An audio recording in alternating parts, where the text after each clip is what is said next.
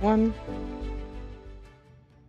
Hello, and welcome to Tales of the Temple Tankard. I am Jim, aka Argent Wayne, and I'm your Dungeon Master here for Avress the Shattered World, here on the Temple Tankard YouTube channels and Discord servers. We are continuing, picked up right where we left off last week, as the party has taken the war criminal, pirate, former associate of charitable people like Wraith and others who have been conducting piracy up in the northern seas around Coppervale on the northern parts of Geyrvhon. Have been captured and brought into Shorehaven, and in exchange for Sora's release from prison, or uh, at least from any wrongdoing, really, the group agreed to transport said criminal and his three associates to Dravier. They had a couple different options, but chose to use the teleportation circle that Lucas was aware of in the Wizards Guild. And upon arriving with the criminals in tow, shortly after they left the teleportation circle and were about to exit the room itself, the teleportation circle fired up again, and a bunch of fiends poured out. Various devils of different kinds came out through another teleportation circle and attacked. Um, Dispatched them fairly easily. They weren't super powerful, though one of them was a little was fairly much larger than the others. But they managed to dispatch them without losing any of the prisoners or any serious injuries to themselves. And you guys exited out there, delivered the prisoners to the military themselves, and found yourselves back in Dravier. From there, Lucas went and checked in with the. Actually, before leaving the Wizards Guild, the party realized, at having seen a couple of figures, through the teleportation circle when the fiends poured out, an elderly-looking human wizard type in reddish robes, and a large devil-like figure standing behind him there with a massive black sword.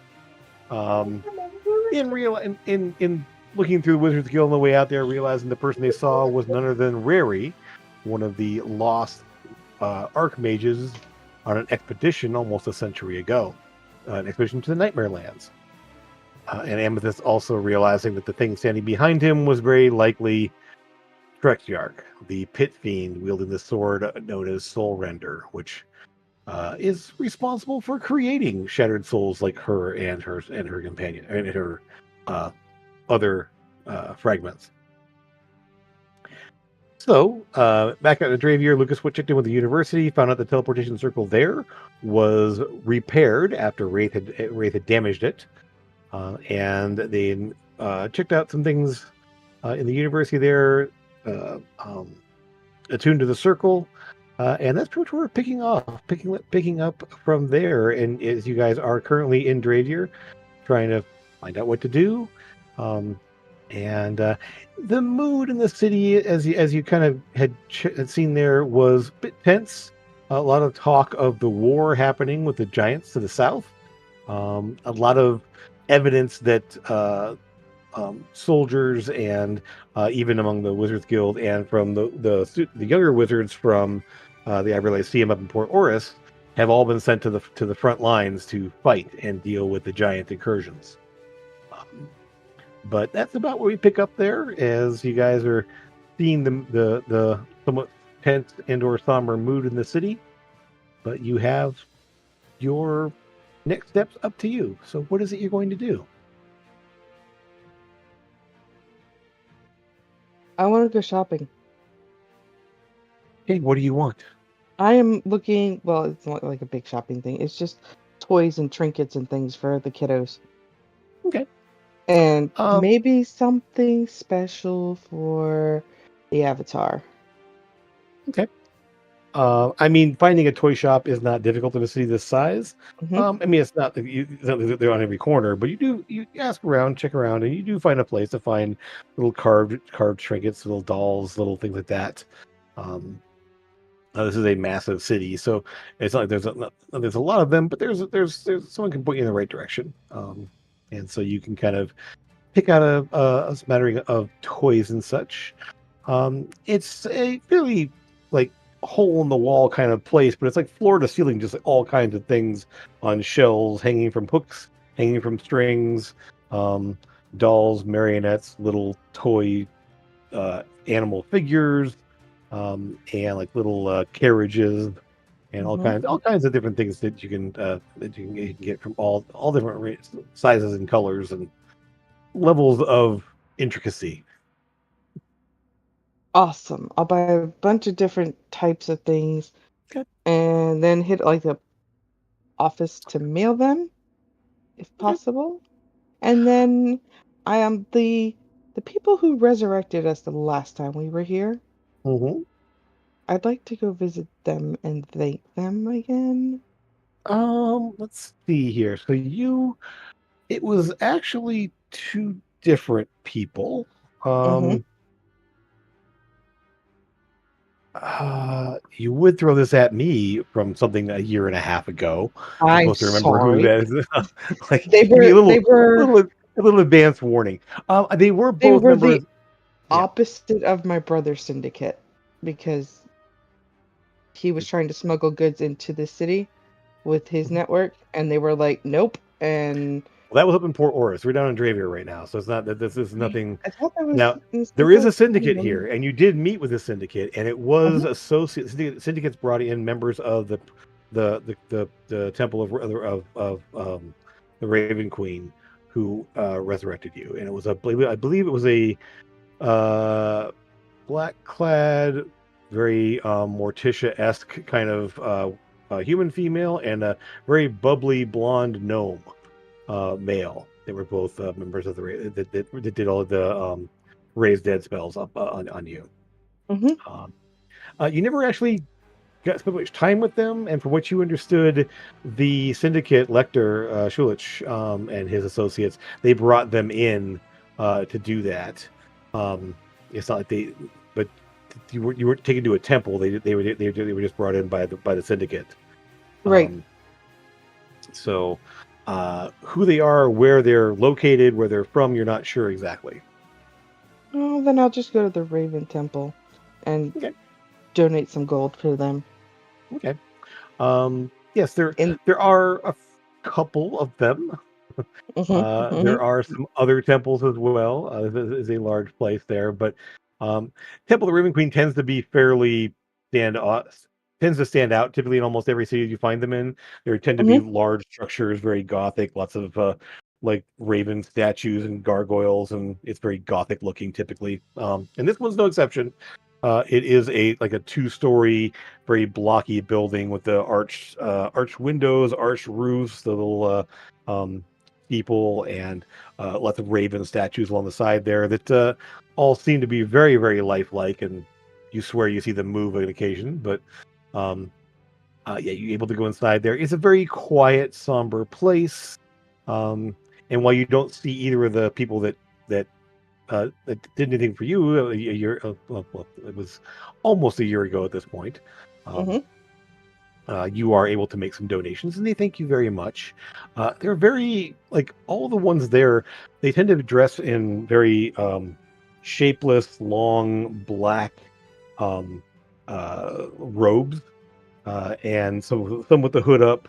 Uh, it's very difficult to tell sometimes what gender or even race some of them are exactly, as uh, um, uh, they don't really present themselves in a way to make it obvious. But Right. they do thank you for any donations you have there, and if there's any blessings or wisdom they can impart, they would be happy to do so. I Um, don't know about from the Waving Queen, but I'm good. This is just, a donation thanking the people who saved me a yeah. year ago. Um, so, um, so while Sora's doing this kind of thing there, and it's kind of a bit of a wandering tour of the city a bit there. What is everyone else doing? Tagging along, finding their own things. What's the plan? Not going off by myself when we've just literally had a bunch of devils thrown at us. That's for sure. Sorry. Okay. I'm going to at least stay Okay. with Lucas if nobody else. I'm Okay. quite nervous about all of it, really. There is no, there's no like no further attacks. Nothing jumps out at you or anything else like that. But give me charisma checks, the two of you, since you're walking around together. And if there's anybody else, Grim, you can't hear you if you're talking. Yes. Esk would also be following along as well. Eska's that was the first time fighting demons, so exciting. But Okay. yeah, Eska's definitely following along and just meditating on what just happened. Also would like to interview the little guys that we just brought here. Eventually, uh, see if they have anything extra about the fact that they were also being attacked, and if they have any other details they want to pass along to Well, we us. did speak with them and detect thoughts and stuff on the way here. Yeah. Or before Yes, we came. that was before we all got, Yeah. demons. But we know that the old guy from Geyrvhon that ran off, and we don't know where he is. We know that they were working for him. He was providing them with the funds they needed, and we're pretty sure that he's partly responsible for it happening. Obviously, he just wants to tie up loose ends now and get rid of them before they, tell anybody anything. So they were Right. trying to get rid of them and us. So. Okay, So- so we kind of actually already have all of the I mean, Anything that details on they're going to give So- us, yeah. specifically, I mean, from the four that were there, I mean, Queresh, he was talkative. You guys were, Amethyst was in their heads. The dwarf, Quebec, he was very much just. I mean, he's definitely he's a cleric. He's a cleric of the murder god. I mean, Right. he's very very much happy to be doing anything that Insane. allows him to kill people. That's kind of his thing. And serving at Queresh's side there definitely helped him harm a lot of people. The one that was just obviously had been brainwashed was a very normal guy. He didn't have much to say. He wasn't really. He just kind of followed orders and did the thing there. Not really know what was going on for the most part. Just did what he was told all the time. It was really quiet. And the last one was the very tall, gangly looking blood hunter alchemist guy. Yeah. So Yeah. what you didn't have a lot of time because basically once you guys got them free of the devils, they were kind of delivered over to the military almost immediately. But they were definitely surprised by the attack. They didn't have any clue that would happen. That which was fairly obvious. Queresh kind of took it in stride of like, not cool, but it is what it is. This is not really surprising to him, at least. Yeah. But yeah, they didn't get a chance to really like interrogate him about that at all. Really, just sort of like they just got them delivered and sent them off. I think we were also planning on going back to the Wizards Guild and speaking. At the time, we had to hurry and get the prisoners to where they needed to be. Sure. But to go back and chat with them about what happened would be a good idea. Okay. Yeah, not a problem there. One thing, Grim, yeah, so far I can't hear you if you've been talking at all because I can see your mouth moving, but I can't see you. Like, actually, can't hear you. So. He's with us. Okay, yeah, see that. No worries. So hopefully it gets fixed up here at some point. But you will see. With just kind of wandering around, checking things out there. As I said, you guys moved around there. Amethyst and Luke with your charisma check there. There's See, you were checking with on the street for any information. You were watching out for. You will find out that definitely that there have not been attacks from like devils on the street or anything like that. That's not something that anyone, because that would be people would be talking about that. That would be something that people are going to be picking up on and in kind of like listening into conversations and asking people on the street there, anything there. They're all worried about what's happening outside the city, but there haven't been anything bad happening in the city. And so there's definitely no reports of wandering devils or strange creatures attacking people in alleyways or anything else like that. It's definitely something is something that is not happening here with any large frequency or anything else, because otherwise people would be talking about it.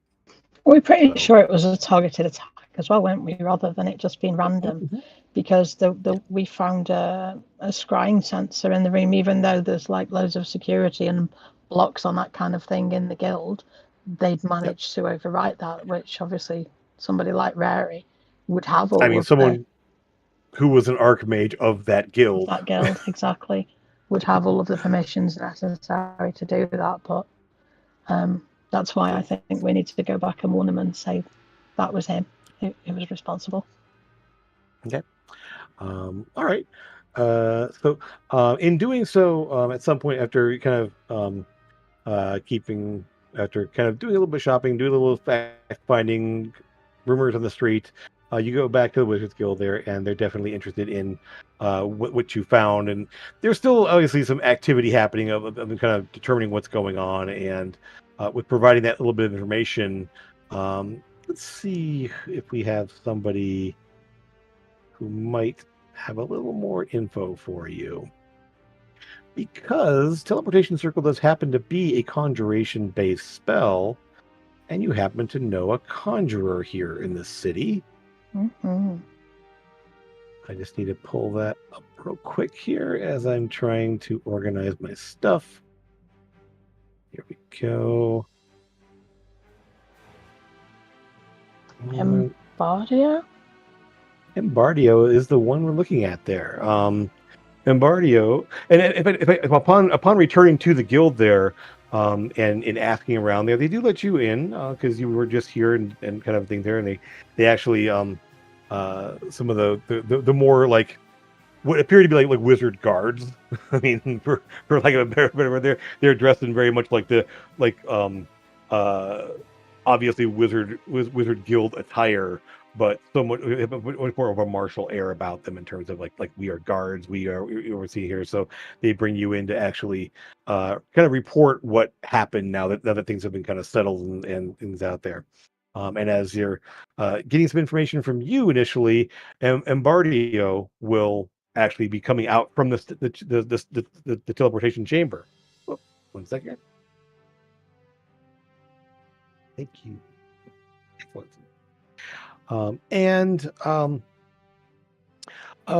Yes, and I do have a picture of him to bring up here. Where is he at? There he is. And actually, let's move over to, since you're back in the Wizards Guild, we have the kind of the street views of Dravier. Those looking at that here, but we also have, where is it at? It's the one. This is the one here. So specifically at the Wizards Guild itself, this tall, very ornate-looking square structure. You happen to know that the this domed chamber in the back here, kind of seen from these two different views, is where the summoning chamber, the teleportation circle chamber is. It's also in the floor above that happens to be where the council chamber is, where you were at before, where you know that the Dark King had created, or had done the rituals to bind the coins and everything else, using that information there. But Embardio happens to be nearby there, very flamboyant looking, looks to be half elven by the point of his ears, hair tucked behind it there. Oh, very good to see you. I am appreciative of the time that you spend here as always. I'm looking into the matter here and seeing what we can do to prevent further incursions of this kind, because it is not good to have someone come in and do these things. Um, uh, According to the guards, and I heard a little bit of as we were talking to them, there was someone rather famous involved in this potentially. Indeed. I believe it was Mhm. Rary. I mean, we lost Grim there. We have. I would not think that someone of his caliber would be behind something like this, but I mean, those of us at a very high level do not tend to truck with, less savory summoning type creatures and things. So, not surprising he has some sort of allies in that aspect. But to send something through to attack people here in the Wizard Guild itself, and he must be. I mean, he was at the height of his power 90 years ago. I mean, he must be close to 2 centuries old. That is incredible. I mean, I know that there are ways to prolong one's life, but for those that are human, it is quite extraordinary.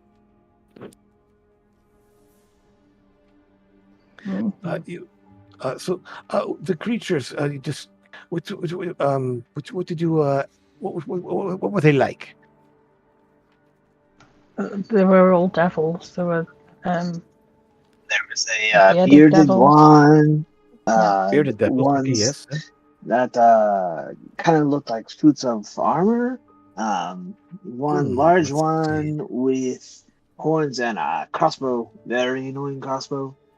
Oh, that would be the Orthon. Orthons are very brutal, general type people. Well, not Went generals, more like leaders, sergeants. Yes, boom. Definitely blew up the second we killed yes, him. they are.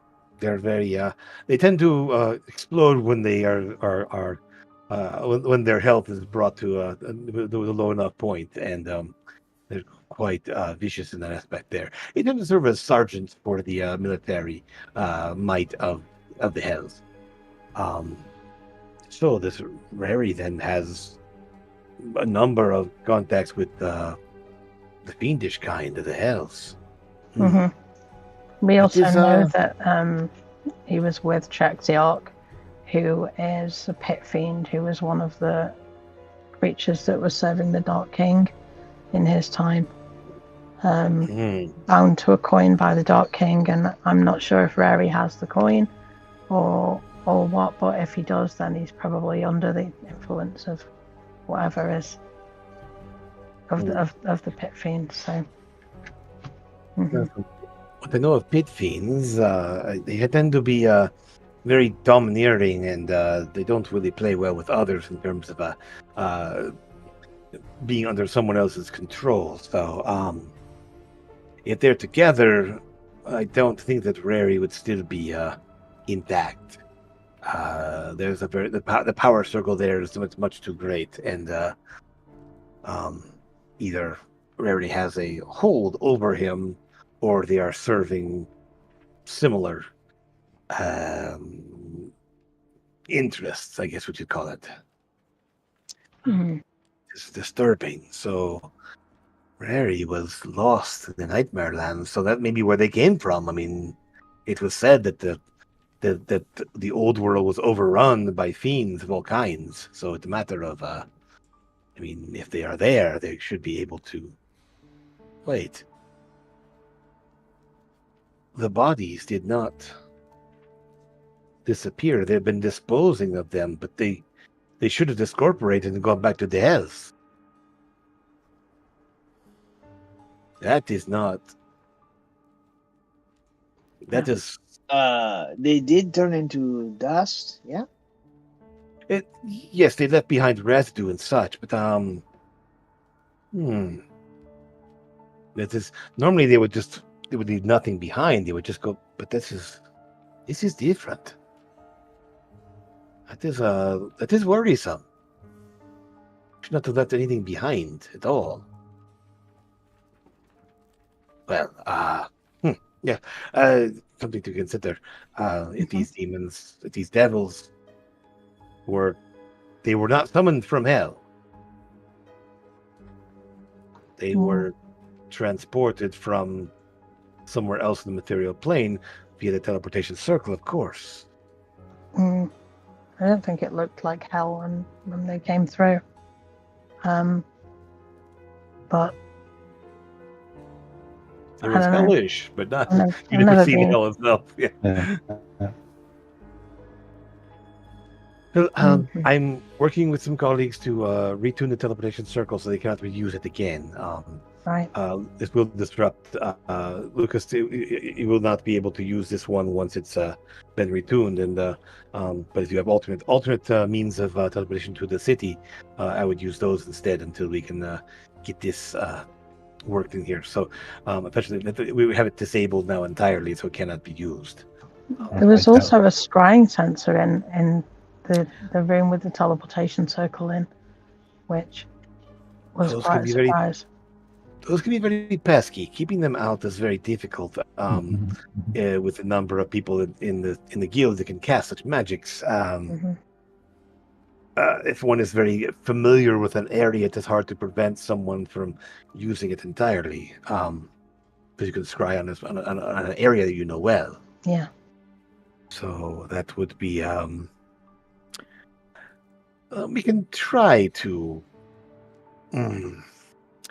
find ways to disable that, but it might be problematic for others in the guild as well if we do something too drastic. Yeah. Testing. Can y'all hear me now? Yes, we hear you. Yep, there. Oh, okay. So, is there a way that we can tune into the way where they can, back channel their spell and find out where they were at and go to them that way? And it would be. There's been a lot of research into that sort of thing, but it's very troublesome to do. The whole point of the magics is not to be able to be traced, especially. It might be more possible if we had an active scrying sensor to do that, but to something that already dissipated and no longer here, it would not be possible to really track it back. But if someone is aware of scrying and is sufficiently skilled enough in ritualistic magics, there may be a way to do something like that. But unfortunately, with the spell no longer active, you won't be able to do so. Do we have our prisoners with us still? They would have been. What are you talking about? Is there anybody here? I'll say it out. I'll say it out loud. It's probably one of the ones. It was probably that guy we brought here that was being scryed upon. And could you check any of us for being scryed on? It leaves no trace. You don't actually put an effect on someone. It's an area spell around. But I'm a rogue. I wouldn't know. So I mean, it is impressive you have the questions there. I mean, it is good lines of inquiry. Unfortunately, it does not affect a spell that is going to be on someone. It's sort of in proximity to somebody, and I have a feeling it would be a situation where they were scrying upon an area. You can scry on a person or a location. And so if it is Rary, he may have been scrying on this chamber, ready to do something when you came through. Well, we knew that they were scrying on us before we came through because Lucas dispelled it, didn't you? Yeah. So they probably heard us saying that we were going to Geyrvhon, and then scryed here. But my only thought is if you've got anybody here who remembers Rary, who could potentially maybe scry on him, and see where he is. But we also know that Corwayne is highly involved with all of it. And I think it was probably him who was trying to get rid of us and the prisoners so that no more information than necessary gets out.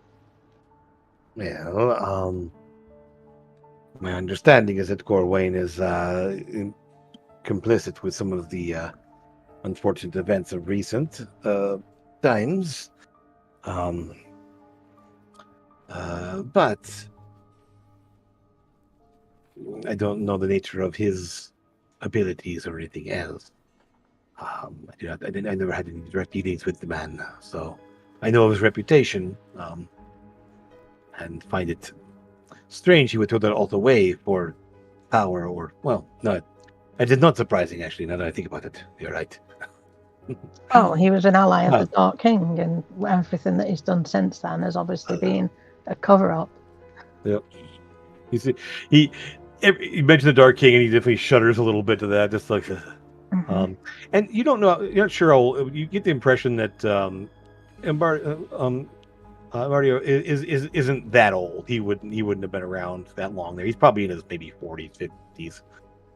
Hard to tell because he's a half elf, but he's definitely not an elderly wizard by any means. But knows the stories. Everyone especially the Wizards Guild, knows. If there's anything to do with the Dark King involved with this, we will be enhancing security, changing things here. Again, teleportations will be offline until we can retune it to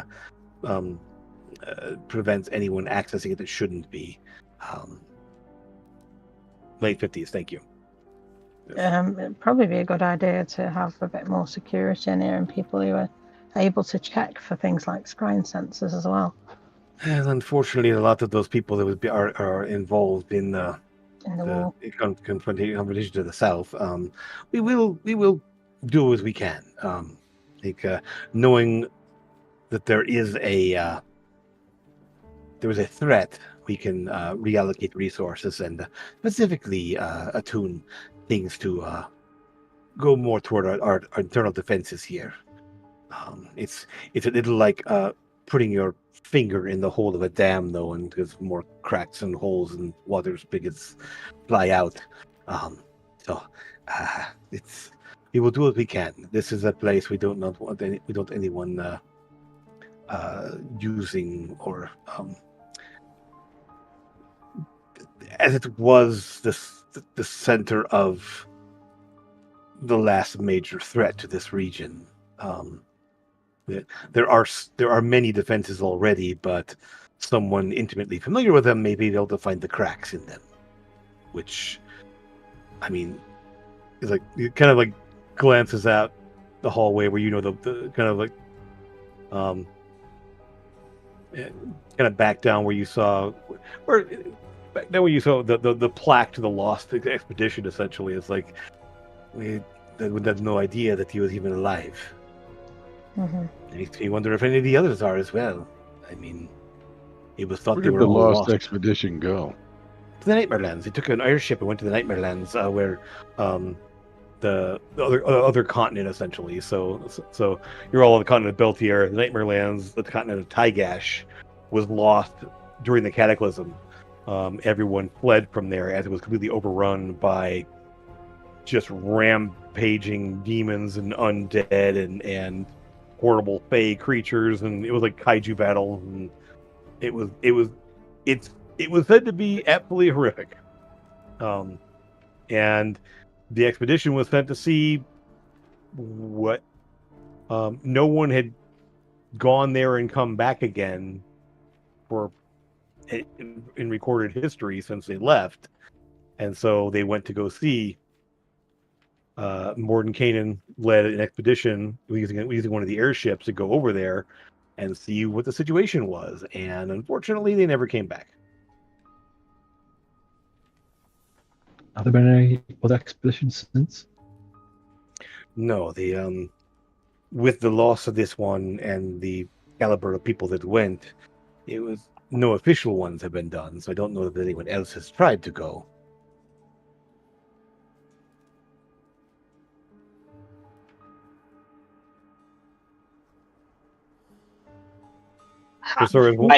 Might be fun. Maybe we take our airship and go look, eh? To the Nightmare Lands? Sure. Sure, why not? It might be fun, no? All of a sudden, S would kind of Hispanic accent. Yeah. So Sora's literally wandering off by herself through the city. Good I enough. was by myself to begin with, yeah. Sure. Okay. All right. Kind of taking in the sights and eating random stall food. You know. Yeah, there's not a lot of random stalls, but there's a lot of little like sidewalk cafes you can stop in and get things and sit and watch people. It's like I said, it's not quite like some of the other places you've been where they have like actual like those like food trucks almost, those food cart kind of thing like that. It's more just like little cafes you can walk along and see. But Okay. there's lots of things there. Yeah. Yep. I am headed to the docks to the big ship. Okay. If it's still there.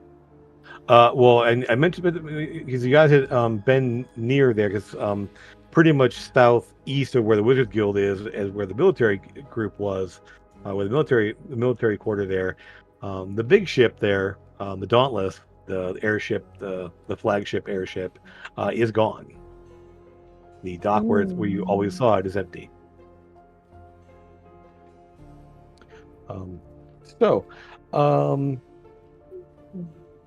Somebody, he's like, well, I'm going to get back to my work here. There's a lot to do and change the security and keep things all from being any more dangerous like it was. So, if you have other information or need anything from us, please let us know. We will let you know when the circle is retuned. But if you have other alternate access, then I would recommend you use that instead, for the foreseeable future, at least. Mm-hmm. Well, and he says he's kind of back off into the building itself there, and kind of off into where you off in the direction where the summoning chambers are. Oh, if you need, you can you can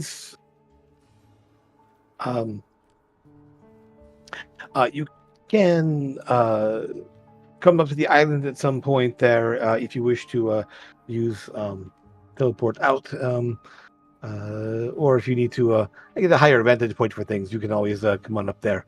I will send ahead that the guards will let you access. Sounds good.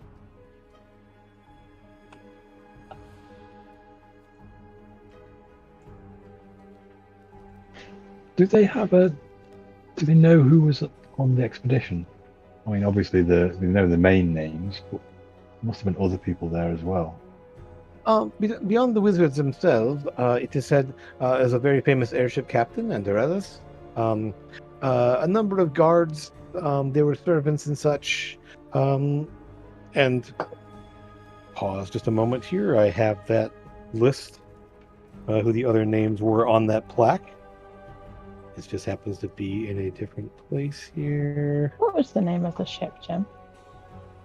Let me pull The that too. Dauntless. The Dauntless was the one that was The still Dauntless. here. No. I'm headed to the Dauntless. Here was okay.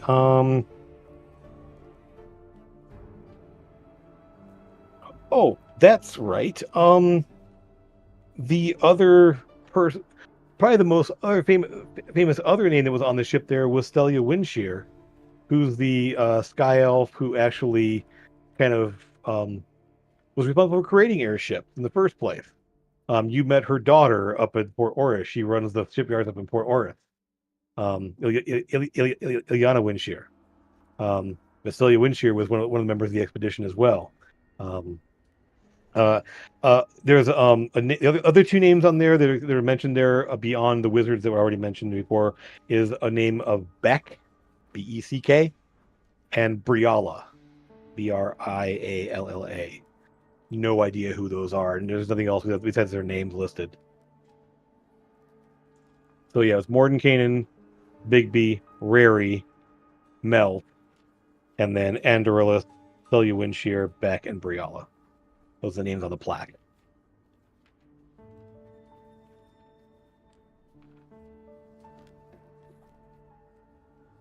The ship's name, do I have it here? I want to say I do, but I'm not seeing it off the top of my head. So, somewhere I've got that. Just not, In one of the 30 journals, yeah. Well, I had to kind of go back to thing here. So that might be in one of Right. the other things here somewhere. But yeah, I also started to write something else here.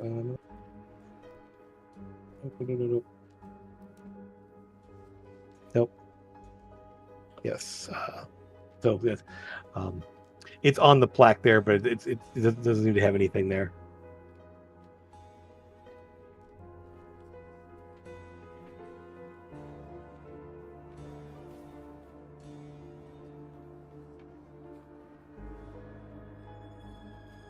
I wonder if any of the others are shattered souls, or whether it was just Andrillas.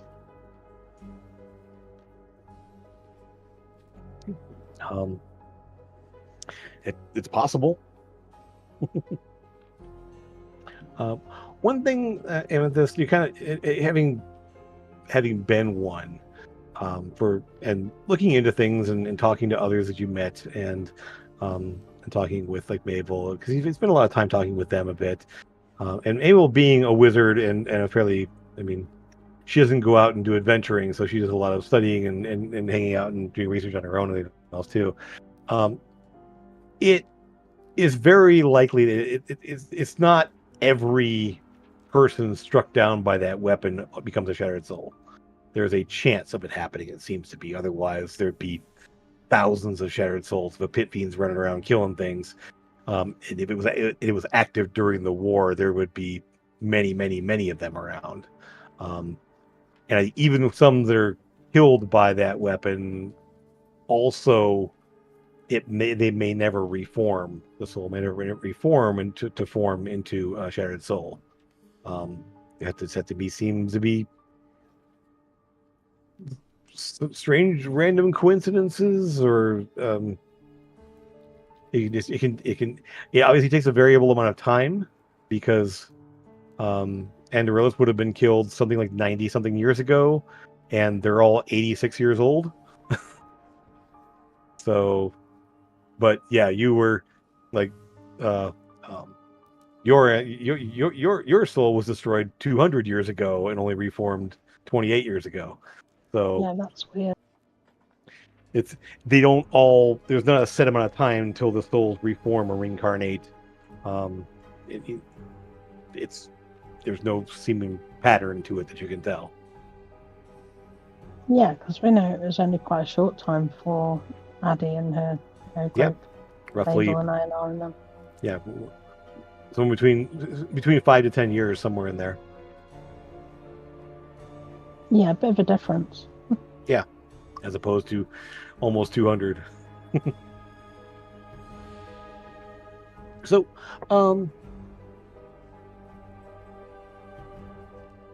okay.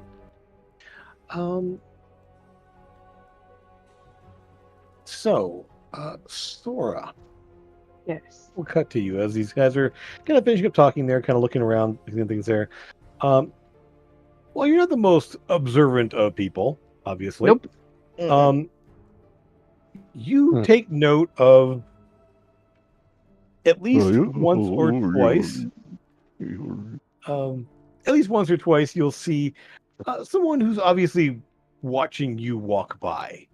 Like they're kind of standing on a corner, and they just they obviously see you walking by. They don't seem to be like hiding the fact. They just like they're watching you. And I mean, you do tend to stand out. I mean, there aren't many other armored, hammer wielding blue dragonkin walking around the streets of Dravier, so it's not uncommon. But at least once you see someone who's sort of like dressed in sort of dark clothing, leathers, hoods up, obviously weapons at their side, just sort of like leaning up against the wall, watching you walk by. Doesn't make any motion. Doesn't It's just very arms folded across their chest, just watching you walk by. And then like walking down the street, you come out of a cafe and you see someone somewhat similar attire, but you're fairly certain it's a different person. Kind of across the way, at one of the docks, leaning up against one of the big wooden posts, essentially, almost the exact same pose, just obviously watching you as you come out and walk along there. Am I able to see him seeing me and then take off running as fast as I can to try and get around behind him? I mean, he's standing on the docks. I mean, you'd be running out onto the docks. Like Never you come mind. out of a cafe, it's across the way. There's the docks, and Okay. I mean, Yeah, still, you I can want to definitely run. run, but Yep. yeah. I want to run toward the end of the docks and see what he does. Okay, so you basically you kind of have to run past him to do that. So he Yep. just sort of just kind of like watches you go, and there's a look of confusion on his face, like, okay, just shrugs and stays where he is, just sort of like, okay, Okay. just kind of watches and and you look over your shoulder, and he's definitely like looking down your direction there, just like Mm-hmm. kind of that little head cocked and Mm-hmm. confused look on his face there, shrugs and kind of goes wandering off, Okay. That was strolling down the street. weird. Now that I'm at the docks, Sure. is there any ship that looks like it's being prepped for war? Well, none of the ships here would be none of the ships. Remember, this is a giant lake that it's sitting on. Yeah. Oh, the lake. So yeah, just to kind of pull back to the world map here to kind of point things out here. You are currently here, and this is just a giant lake below that there. And there are some ships that are definitely loading things up there. And not like troops or anything else. They're definitely loading supplies. Okay. So the fighting, however, is all over here. So it's pretty much it's all along the southern and eastern borders is where Right. the fighting is all happening.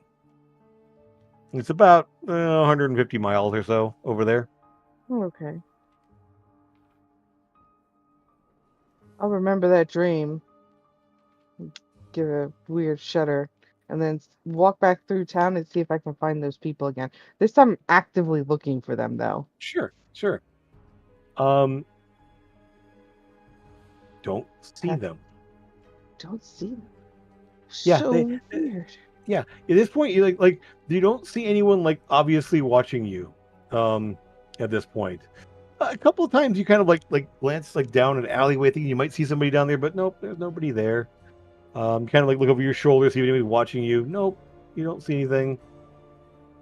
Okay. That's weird. I still feel like I'm being followed.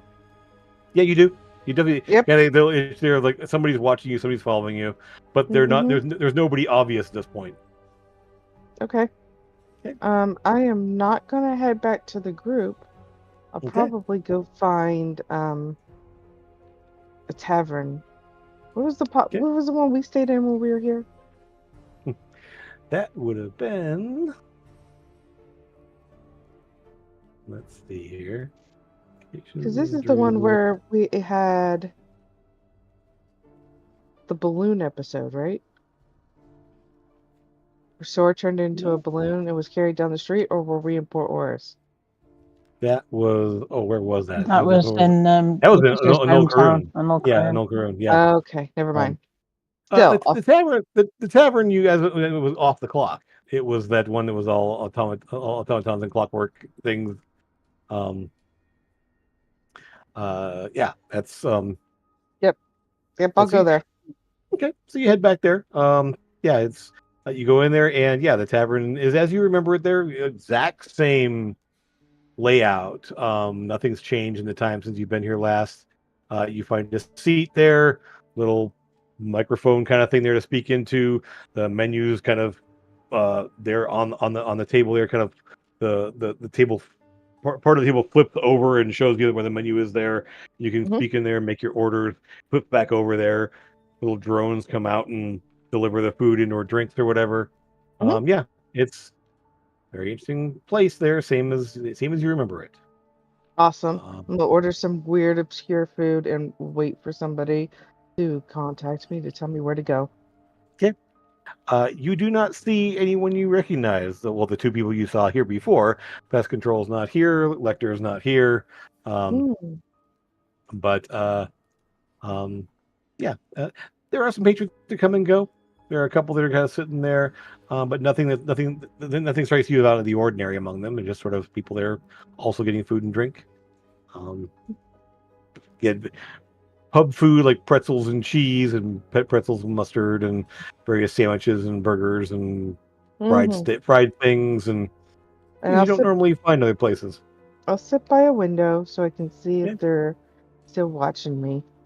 Okay. Actively, right, so- passively perceiving.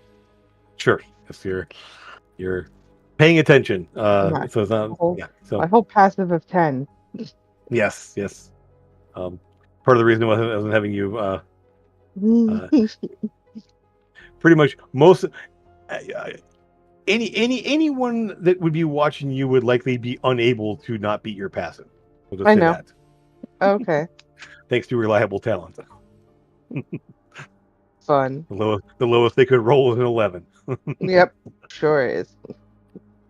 So, anyway, it's a pleasant. So it's fairly quiet. There is a little bit of music coming through, from somewhere you're not sure where. And sort of that 50s old time like Fallout kind of music feel, but with more traditional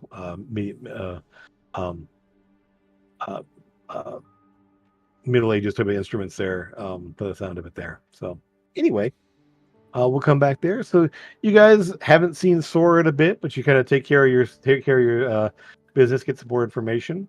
Where would you like to head off to next?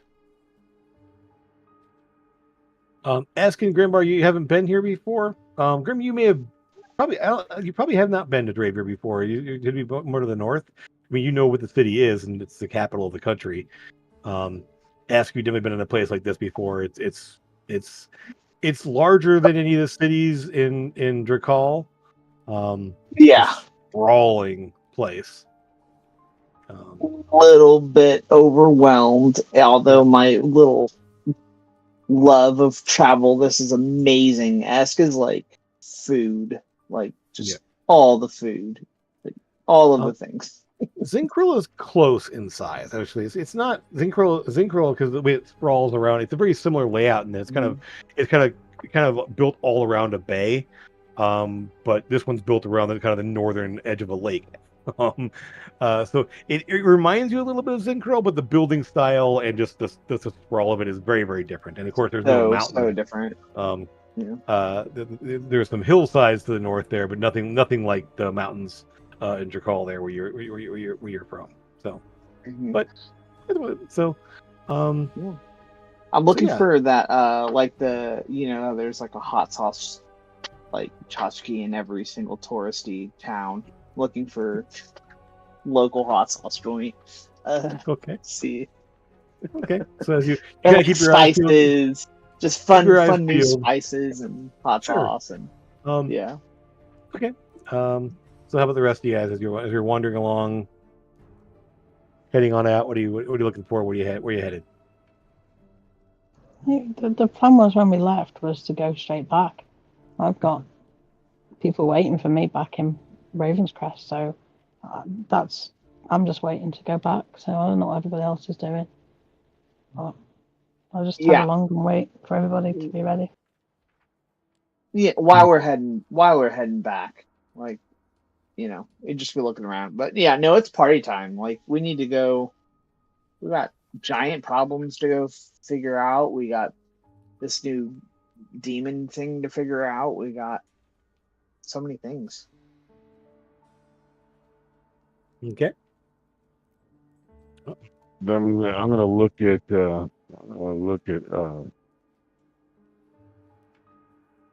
Amethyst. I'm gonna say, where'd you put Sora? I don't know where she's gone. She's gone off on her own again in the town where, I mean, there's this Corwayne city. At the end of the day, you could have any number of people looking out for us and for other people. He could have spies everywhere. It was He your could be turn to watch her. he could be scrying on us all.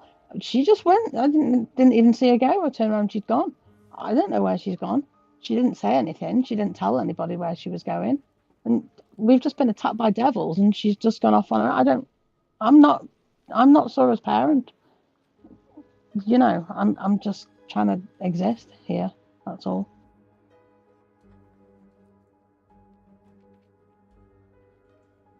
Well, your way back is walking around with you, so you guys can always do what you need to do whenever there. Because you don't need a circle to leave somewhere if you have the spell slot for it. You can just do that wherever you want.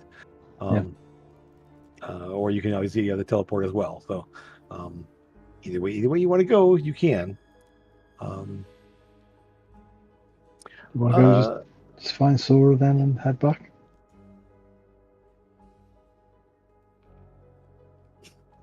Yeah, if you want to. If everybody's ready to go back. It's not up to me. I'm just waiting. Yeah, if no one's got anything pressing to do. All right, so we need to find out. So she's probably, knowing Sora, she's probably somewhere finding food. So let's go find it. Let's go into the, She was talking about swimming earlier. She was talking about wanting to go swimming to cool off. She was too hot apparently. So I don't know. She could be swimming. She could be eating. Did she swim? I don't know. She said she wanted to go swimming. I don't know what she's done. Does she realize she's wearing armor? I've no idea. I don't know. It's your responsibility. It's not my responsibility. Not at all. She's your sidekick. No, she's Yes. not. Yes. You're Yes. her sidekick. No. No, she's all yours. I don't have a sidekick. 100% yours.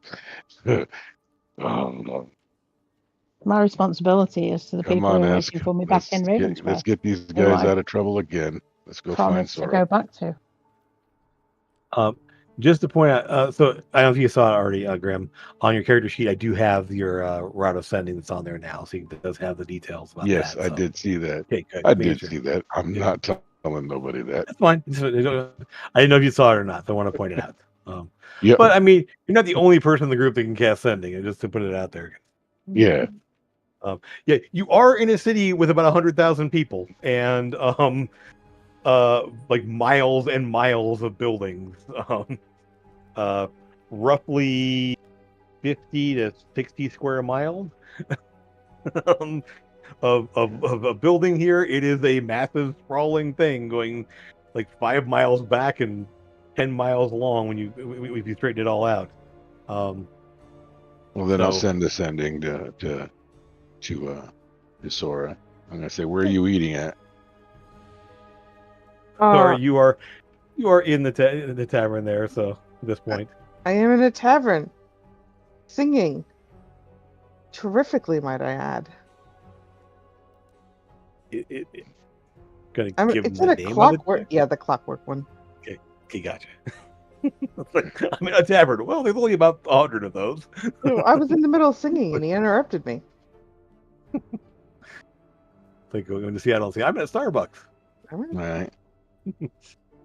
I'm down by the docks. I do know that much. Okay, so Docks and the Clockwork Tavern. Mm-hmm. I'll say that out loud. So Amethyst Lucas, you know where the place is. It was the one you were at before. You the two of you had been there before. We can head there then. Okay. It takes about a good half an hour to walk there, roughly. Sora was kind of wandering off the whole time you guys are moving around and doing else, and so, so you will eventually kind of off the beaten track a bit, into the place there, where you see just the sign for the tavern. There is just a clock face, with no hands on it. And you head on inside, and For the two of you who've been here before, obviously it looks exactly the same. Like nothing has changed. Everything is in the exact same place. The layout is the same here. The two that haven't been here before, you walk into a place that's it's all dark polished wood and brass and copper. Everywhere you look, there's like cogs and clockwork in almost every corner. There's a bar, but there's no like humans working the bar. Behind the bar is actually just a clockwork construct of some kind with a bunch of arms, almost like a clockwork octopus, practically. Somewhat humanoid top there, but multiple arms that are reaching out and picking things up and severing things and kind of like telescoping out, picking up a platter, and then like sculling out here and serving down the end of the bar. Um, the tables all have this dark polished wood, and all the caps are all like polished brass and copper and everything else. And you see Sora is sitting at the table by the window. Each table has it's like an old like a little box with a mesh screen on it there, like a microphone basically. And there's a couple other folks in there as well, just kind of enjoying their food and things there. And the food here looks strange. Lots of fried food, lots of doughy food, lots of sandwiches. Um, I mean, it is very much pub style food there, and everything like there are little like little uh bowls and everything else with various dipping sauces and everything of all different kinds to go with everything you buy, pretty much. Oh, okay, fun. Weird, but fun. Okay. Yeah. Eska's into it. Totally. So yeah, you get Sora. You Is see it all see more bland? than one. No. There's some is not. It all depends. There's like a spicy mustard to dip the pretzel bites in. The fish and chips has like a tartar sauce kind of thing like that. There's and various other dipping sauces, everything else. It's not a lot of spicy, but but a lot of different flavors that you probably don't recognize. Yeah. I'm gonna sprinkle spice on things that are bland. Sure. So, Well, some food hello. is served. Ask You, what's going on. all five of you are at your table now, so you can kind of see. I will ask. Did you guys get followed here? Did I get followed? Did we get followed here? Give me just general perception checks to see if you noticed anybody on the way. There wasn't anyone obvious, I would say. Like Sora had spotted some obvious people, but see if anyone noticed anything on the way here.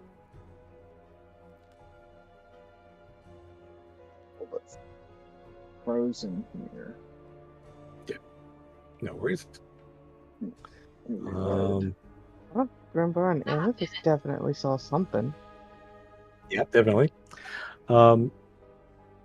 Amethyst, at least once, you spotted, and like I described before, some kind of like not the nonchalantly watching you kind of thing, but somebody kind of off the side there, and while you're on high alert and you kind of think, oh boy, you sort of recognize the style of outfits and the whole time you were here before, the syndicate was always like in various places, like watching, keeping tabs.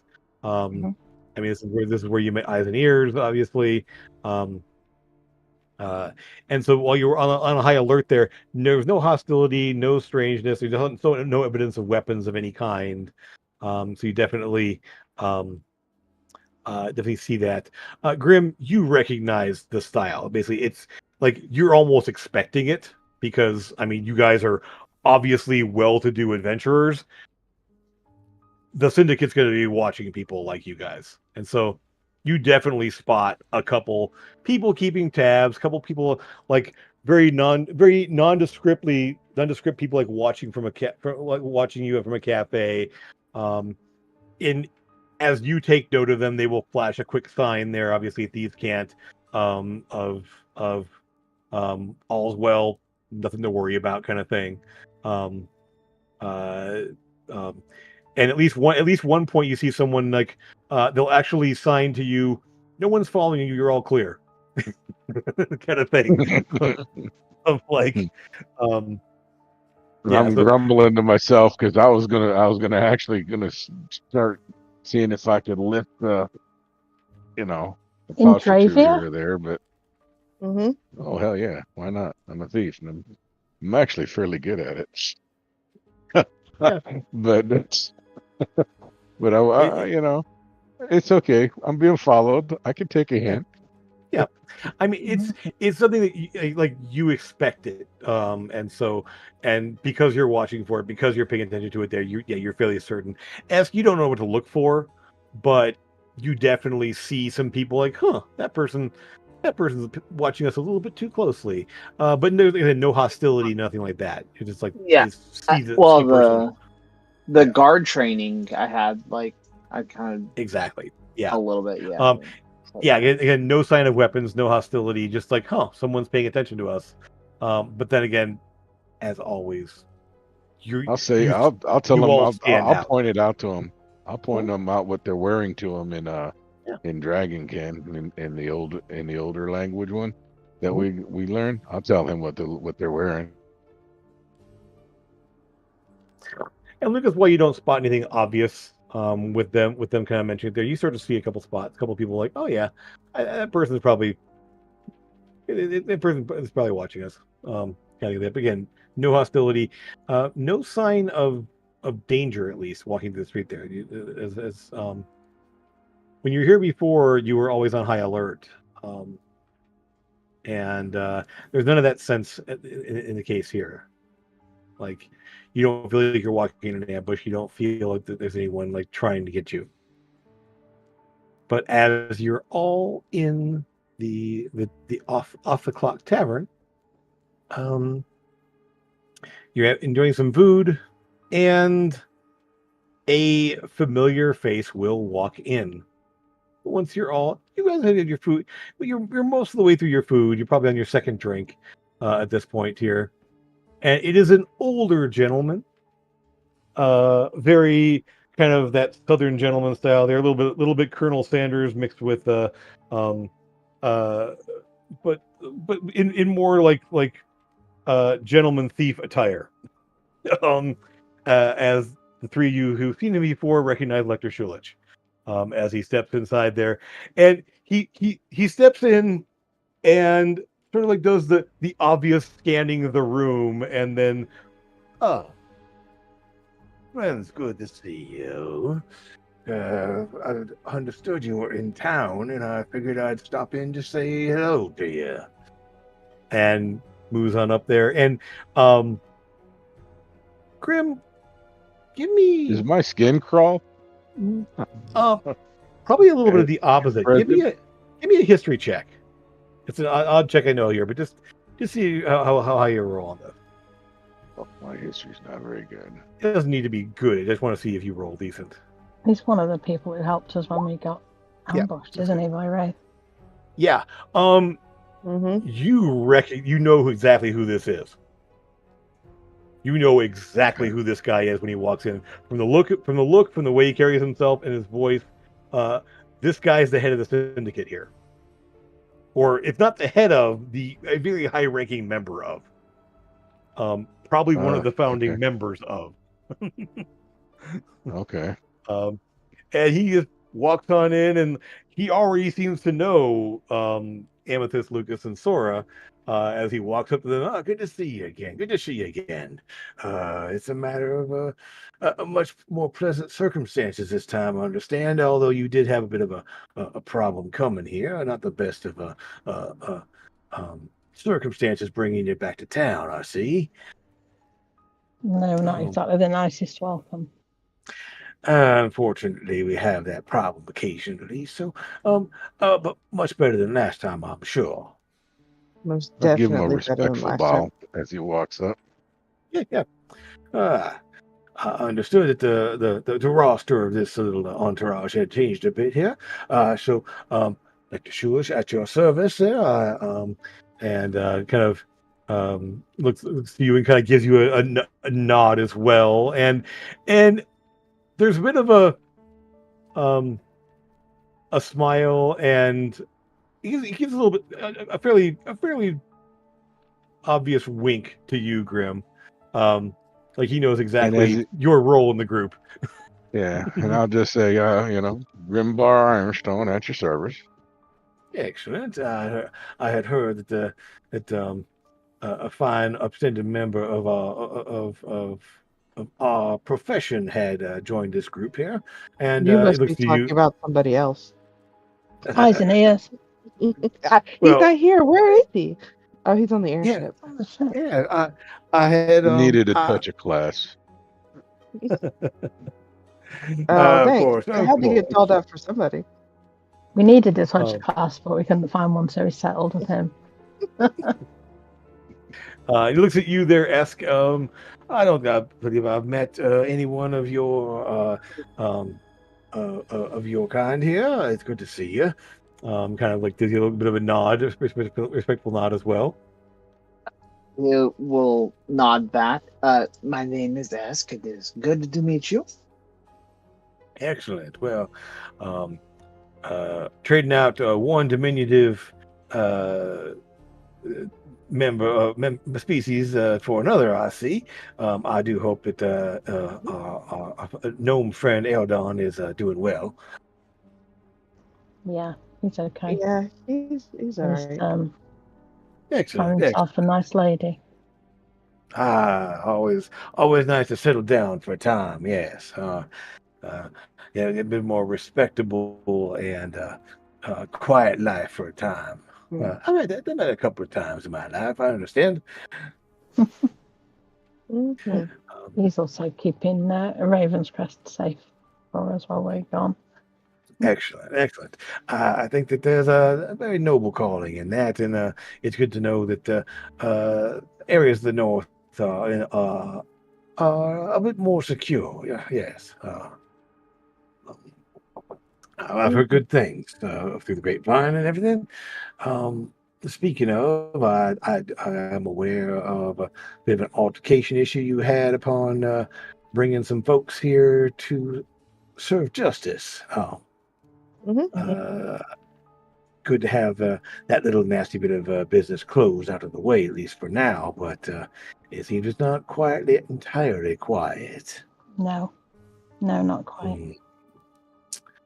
I had hoped that there'd be a little less to worry about in that avenue with things happening the way they are in this region. Well, Corwin's still hiding, isn't he? So Yes, he is, and we have members of our organization watching his place. If ever he does come back, we will be alerted to the fact, and we want to make sure that if there's any activity at his old establishment, that we are aware of it. Considering it's quite obvious he was more involved in the situation last time than he let on.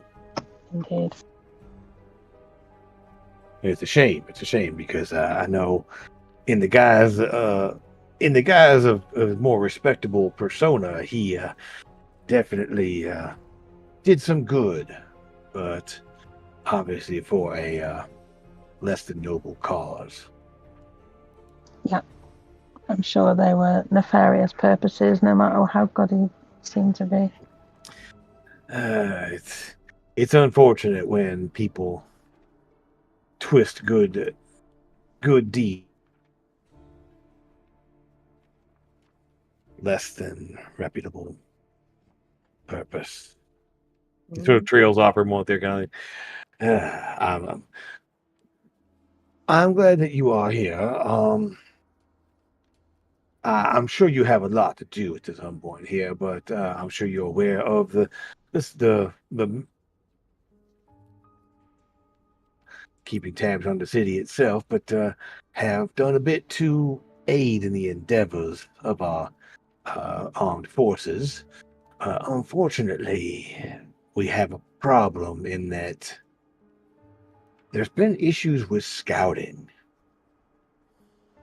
There's a lot of mystery around the Giants' forces and how they're reinforcing themselves and how they're keeping their supply chains up and running and such. And well, any efforts by the military or even our organization have been met with failure in scouting out how they're doing the things they're doing. We've lost some good people, skilled people, trying to get that information. I am certain that you are busy with your own things, but at some point, as this war continues, if you would be willing to gather that information and maybe get behind enemy lines somehow to, well, uh, determine how they are doing the things that they're doing, it would be most appreciative. There's no specific timeline, but this war is stretching on, and we want to bring it to a close at some point. This is not an official request. This is something that you can obviously choose to help out with or not. Although if you do choose to do so, I think that we can arrange for some benefit to your esteemed group. I think we were all planning on helping out with the situation anyway. So. I had suspected that might be the case. Mm-hmm. Excellent. Well, when you are ready to take part in such activities, I can benefit provide some more information for you. Question? Yeah, what you got there? And that also does not mean we won't, shy away from your gratitudes. Of course not. Of course not. We always take care of our allies. Kick amethyst under the table. We do we do have another job that we need to take care of first in Porthoris, but that will bring us back to Geyrvhon.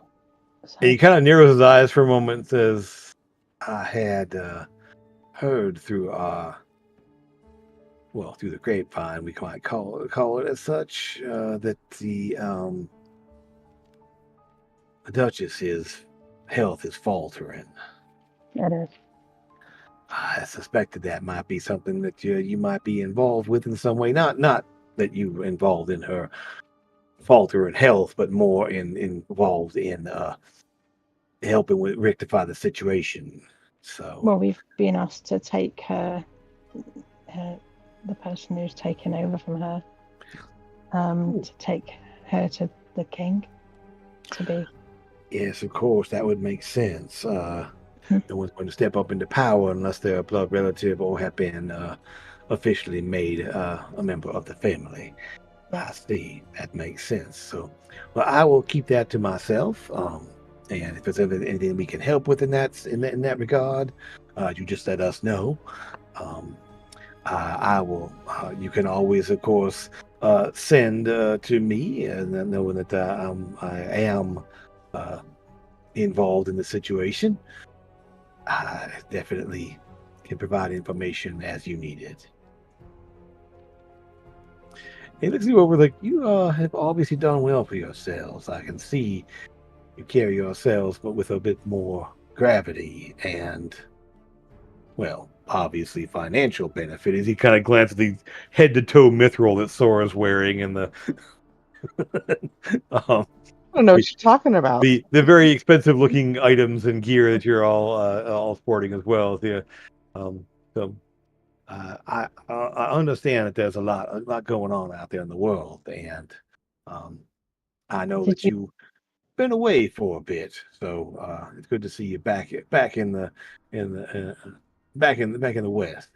Did you hear about everything that happened in Drakal? I had not. We don't really have any specific information there, though. Although I got a bit of an inkling of it from a close mutual friend of ours. Oh yeah. Eyes and ears. Oh yeah. Okay. I mean, I don't have a full report. He did mention he had been over there and that there'd been some problems being dealt with. So I look forward to hearing more of that at some point there to see what it is we can do about a situation and what we can help with if we can, or No, profit it's off of otherwise. mainly dealt with now. We've worked very This hard. guy's name again? Lecter Schulich. Lecter Schulich. Okay. Yep. Yes, I remembered it because it's kind of like Lecter, Hannibal Lecter. Oh yeah, a little bit. The funny is, Lecter Schulich Hall is actually a lecture hall on campus at UNR. I was walking by, that's a really cool name. I'm going to take that name and use it. Yeah, Schulich Hall. Should. He provided some important information for us finding out where Wraith was and helping us to take him down. And also helped these guys when they all got, when we all got ambushed. Lucas teleported me away, but everybody else, unfortunately, was dead. And he was one of the ones that helped to rectify that whole situation. It was a dark time. I'm glad that we put it behind us. That shadow has been lifted. I hope it stays that way too. Yeah, I certainly hope so. The effort went into it definitely was not insignificant. No, I feel like Corwin and now even Rary are bigger threats than Wraith ever was. So. Well, I can honestly say that there's nothing been going on, and that he has been a part of that I've seen. He has definitely left, and unless he's very good at hiding, I don't think that he's going to be walking around the city anytime soon. No. It's a matter of keeping an eye out for someone of his influence. So, as I said, we do have agents keeping tabs on his dwelling at all times, and we'll let you know if I will let you know if we spot any activity going on there. Yeah. Well, thank you. Of course. So, I say, do you know much about him? Do you know, for instance, he's an elf and not a half elf, like he was portraying himself? That I was not I was not aware of that. He always seemed like a distinguished older member of your subspecies. The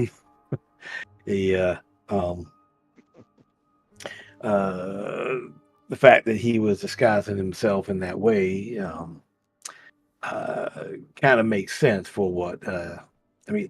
He also he was a part of a number of charitable organizations. He ran outreach programs for troubled youth, pulling them off the street and giving them financial assistance and work, and even scholarships to university and other gainful employment. Or sometimes they made their way to our organization if they were their talents there. We didn't have any direct connection with him, but he did make sure that anyone that he came in contact with was provided with a better future.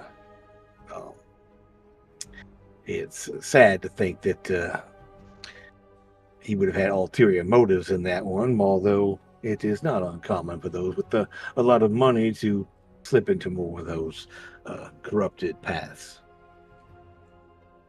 Yeah, we also believe he's a high priest of Nerul. That would be very disturbing indeed. We don't. An ally of the Dark King back in the day. Well, I understand that would make sense for being involved in what your quarry was dealt with. So that one is a bad penny that keeps turning up, isn't it? Oh yeah. Did we ever tell you we found out his sister lives next door to us in Ravenscrest and was spying on us for him? She's not now. That I did receive a report similar to that effect. Yes. Right. I'm glad it has been resolved as well. I certainly hope that there isn't any more issues around that. Me too. Okay. Mm-hmm. Sora, you really, as you reach out there, I'm kind of thinking and kind of there with all the voices and the music and the sounds and the smells. It's hard to focus on communication. Um, the only times you've heard that voice was in a very peaceful and quiet situation. But the dream is not hard to recall. You can definitely remember the kind of the feel. I mean, there are only a few elements to remember. The horizon being on fire, the Mhm. stars going out, and the sky turning completely black, and the rush of large scaled wings, draconic creatures flying overhead, primarily red and black. I'm going to wait for him to leave, Mhm. and then I'm going to tell the party about the dream. Now that we're all together and in the same place and we're all here. Okay. So I don't know that you all were in session when that happened, but just to kind of recap it real quick there. Sora heard a voice. Well, actually, Sora saw the vision first. Mhm. Like looking out over the ocean, the Razor Wave Ocean, out to the west. And just seeing a red glow that steadily grew into what looked to be like flames on the horizon, stretching across the entire horizon, out over the ocean. And then overhead, the stars all winking out one at a time until the sky was almost completely black.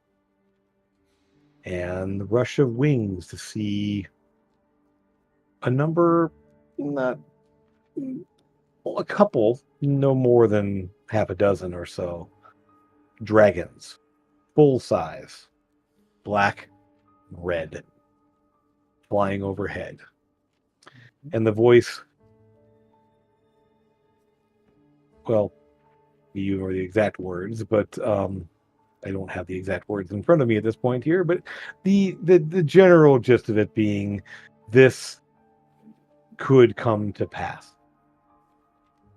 That the return of his mind allows for prophecy, true prophecy once more. This may come to pass.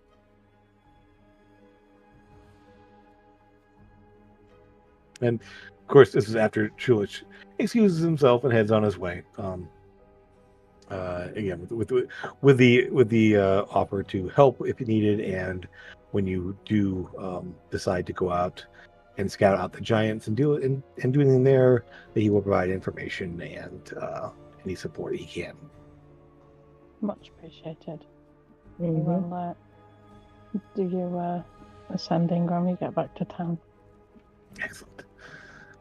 And so the mood definitely comes back down as this troubling vision. And you can see kind of why Zora has been a bit preoccupied, having seen that kind of thing. Why I slept on the beach that night. That's a dream. I wish I could tell you that it was just a dream, but I don't think it is. With like my orders, my monk's order, like obsession with dragons, would they know anything about a prophecy? Possibly with. There's always been a prophecy in Drakal about the return of Bahamut, the return of Tiamat. Yeah. But not so much about the return of the dragon specifically.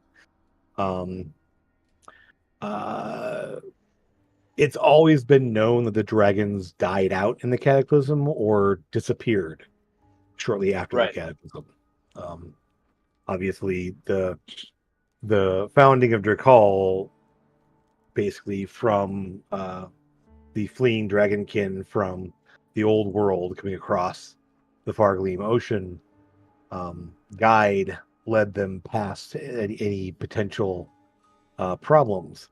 It's well known. The reason why there aren't any major established towns of refugees on the eastern coast is because of the maelstrom. Hundreds Okay. of ships were lost in the maelstrom. They just died. They never made it to shore. While Guide and the Drakala ships were safely navigated north of that, skirting Stormspire and coming into the coast here with where Drakala is now. Guide led them there to safety. The rest of the ships Yeah, didn't. Most of the rest of the ships didn't make it. Right. Esk would like pass along like the same, myths that has been passed around Jakal, and like kind of fill in with like some of the things he heard like from a handful of the masters. Yep. From his temple. And while you probably haven't heard the dark prophecy of the region there, because it wasn't really well known, that the coming of chromatic dragonkin being born from metallic eggs was a sign that Tiamat would return, that Bahamut was being pushed away or something along those lines. There's lots of conflicting ideas around those prophecies, but you realize that Sora, especially now, those prophecies couldn't come from Sardior. He was unable to do prophecy as long as his avatar was corrupted the way it was. Mm-hmm. Those prophecies had to have been false. Oh, fun. Very likely to isolate the Drakal people, to prevent them from reaching out to the rest of the world, to make them more xenophobic and isolationists, so that the grasping void could continue to feed and grow. Those prophecies came from the void. Stupid void. Mm-hmm. So again, another round of drinks, a little more food, some interesting desserts. One thing about desserts in this place is they actually have ice cream. Yes. And we discovered that last time we were here. yes. Oh, dude, Esk gets the worst brain freeze. Oh, Esk, I'm sure. dives Oh my face god! first. It tastes amazing, but oh my god, yes. Yeah, they actually bring it out on platters. There's still like that mist rising off of it because it's warmer climate down here. Typically, it's the middle of summer, so this frozen treat there, little like clouds of fog kind of rise around it there, and it's very sweet, and of course various flavors of ice cream and everything else. And they all have sort of elaborate little like lattice works of chocolate and other things that kind of drizzled over top of it, and they're very, very fancy. I'm so hungry. I will definitely try it. Yeah. Depending on whether you like cold and things that are cold and sweet, they are amazing. Probably doesn't go good with a good dark ale. It doesn't go badly.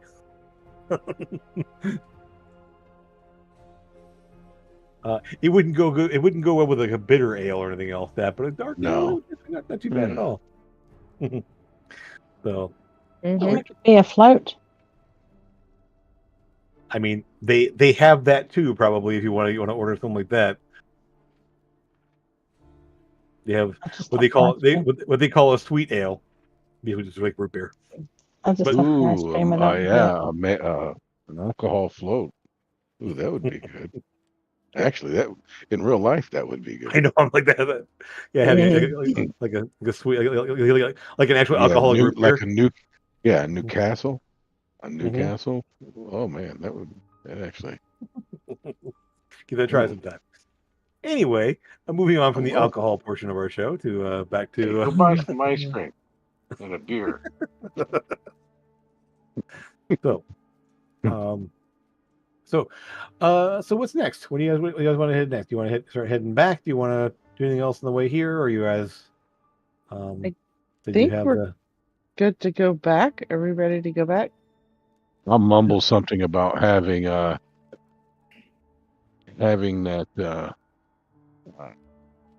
you know Lecter Shula guy.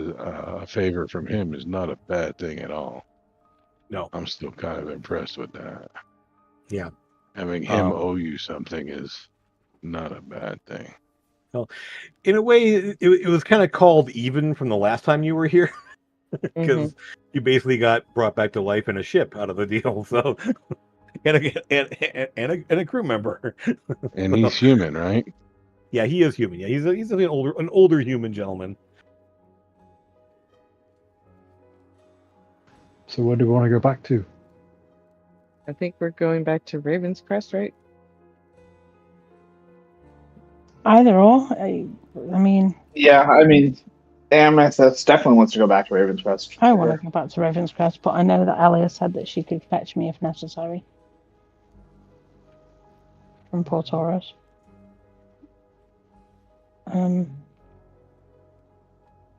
We're in Gear. What's the name of the city we're in? This is Drayvere. Drayvere, right? Mm-hmm. Yeah. Vier. Okay. Yep. We've It got is to the come back capital. here It is anyway. the capital of Geyrvhon. Yep. We've got to come back here anyway because this is where we need to bring Delia when the Duchess is ready for us to bring her. This is the city we need to bring her to and go and take her to the king. So we do have to come back here at some point. If you've got other things to do here. So to Raven's Crest then?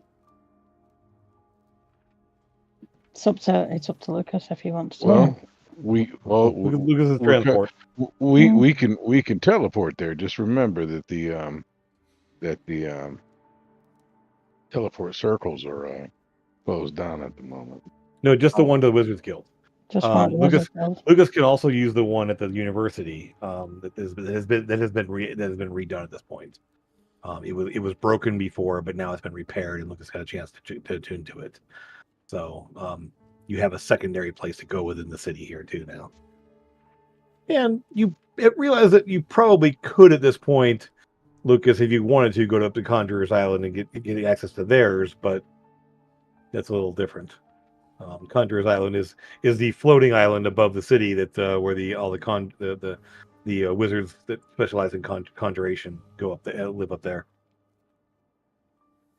Yeah, they said they needed an agreement from all of them last time. Yeah, there was the three master conjurers basically, and you dealt with I believe two of them, and the third one was not available. Yeah. Well, we can teleport here, or we can use, like I said, use the circle of the university, so we should be fine. Yep. Okay. Yep. All right. So, you find a spot. You don't need to go to a circle to teleport out, so you can find a spot. Kind of a nice clearing out of the way. Set up your circle, and you all move through the teleportation circle into Raven's Crest.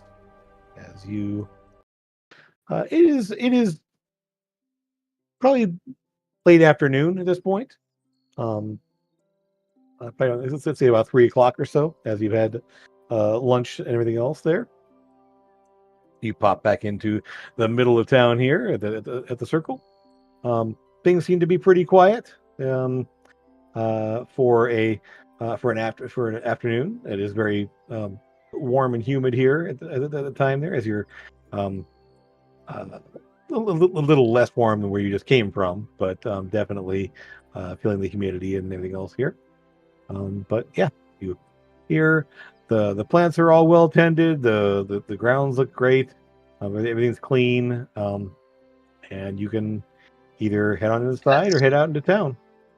S goes to his basement because he needs to go underground. It's time. He's been a couple of days, so yeah. S goes to his basement. It's down in there. You'll see. Actually, ask while you're down there, you see someone there you probably haven't seen before, as Dale is attending to the mushroom garden and everything else, and all the plants that are down there. Oh, okay, yeah. Dale, the changeling that's just sort of in a just in a like gardening like smock over would appear to be fairly nice looking everyday clothes. That sort of genderless look to them, somewhat Yeah, I would elvish say looking. is are Yeah. they like in a specific form? Nope. At this Or point, no? well, somewhat. There's somewhat. They settle on somewhat a pale elven form there with the white hair and the purple eyes. Mhm. Kind of but very kind of androgynous and kind of shapeless in terms of their body type. But they're just probably about a little over 5 feet tall. Yeah, but very kind of androgynous, pretty features, pale skin, purple eyes, white hair, the big pointed Yeah. ears. But they're just working on on tending to the mushrooms, and the other plants that are down there. And good to see you. I had heard that you were here. I'm Dale. I I do. I've been working with Eldon to tend to these interesting plants and fungi. Uh, it is good to meet you. My name is Ask.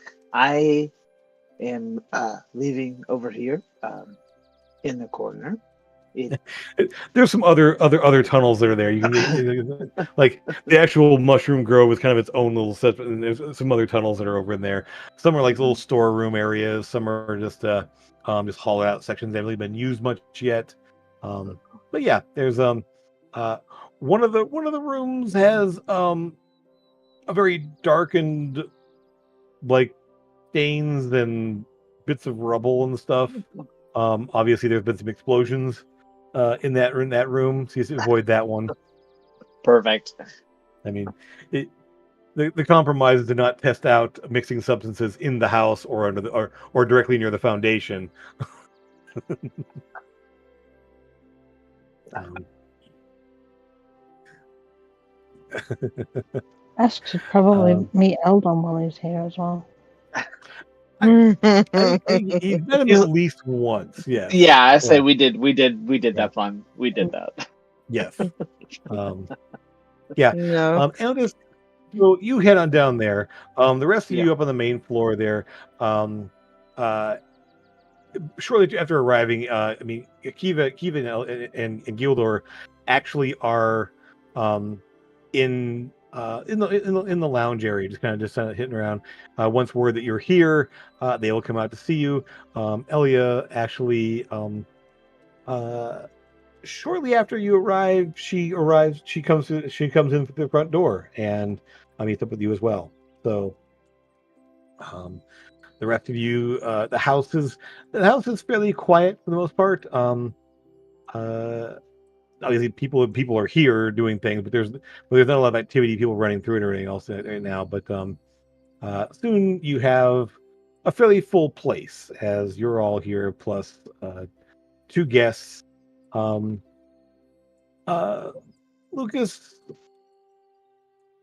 well, three guests. Gildor. Oh, Elia's not a guest. That's right, I forgot. Mm.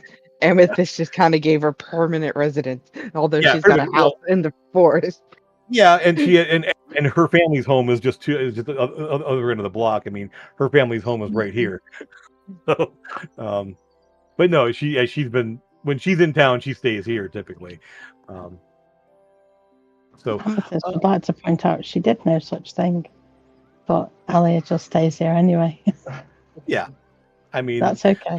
Right, you right. you guys have a room you share. Plus the fact that she can kind of come and go from the attic as well whenever she wants.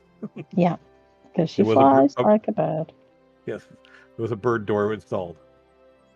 Yeah. So yes, the one thing, Lucas, since you haven't been here a lot, there, Iris will inform you. You may want to be careful in the music room. Chesty has been exploring different forms and has occasionally been in there, imitating, well, some of the instruments, and so you may want to be careful what instruments you pick up or anything else before I guess he will be fine. He will not attack. He's very well fed and very well behaved, but he does like whatever he does like to try out different forms on occasion. So I never quite know what he's going to be when I go in there. Look for the Right. ones without strings. Yeah. I'll look out for They him. might have strings if he's good enough. He's getting good enough at it.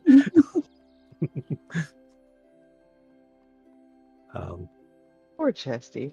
He must be bored. Poor Chesty.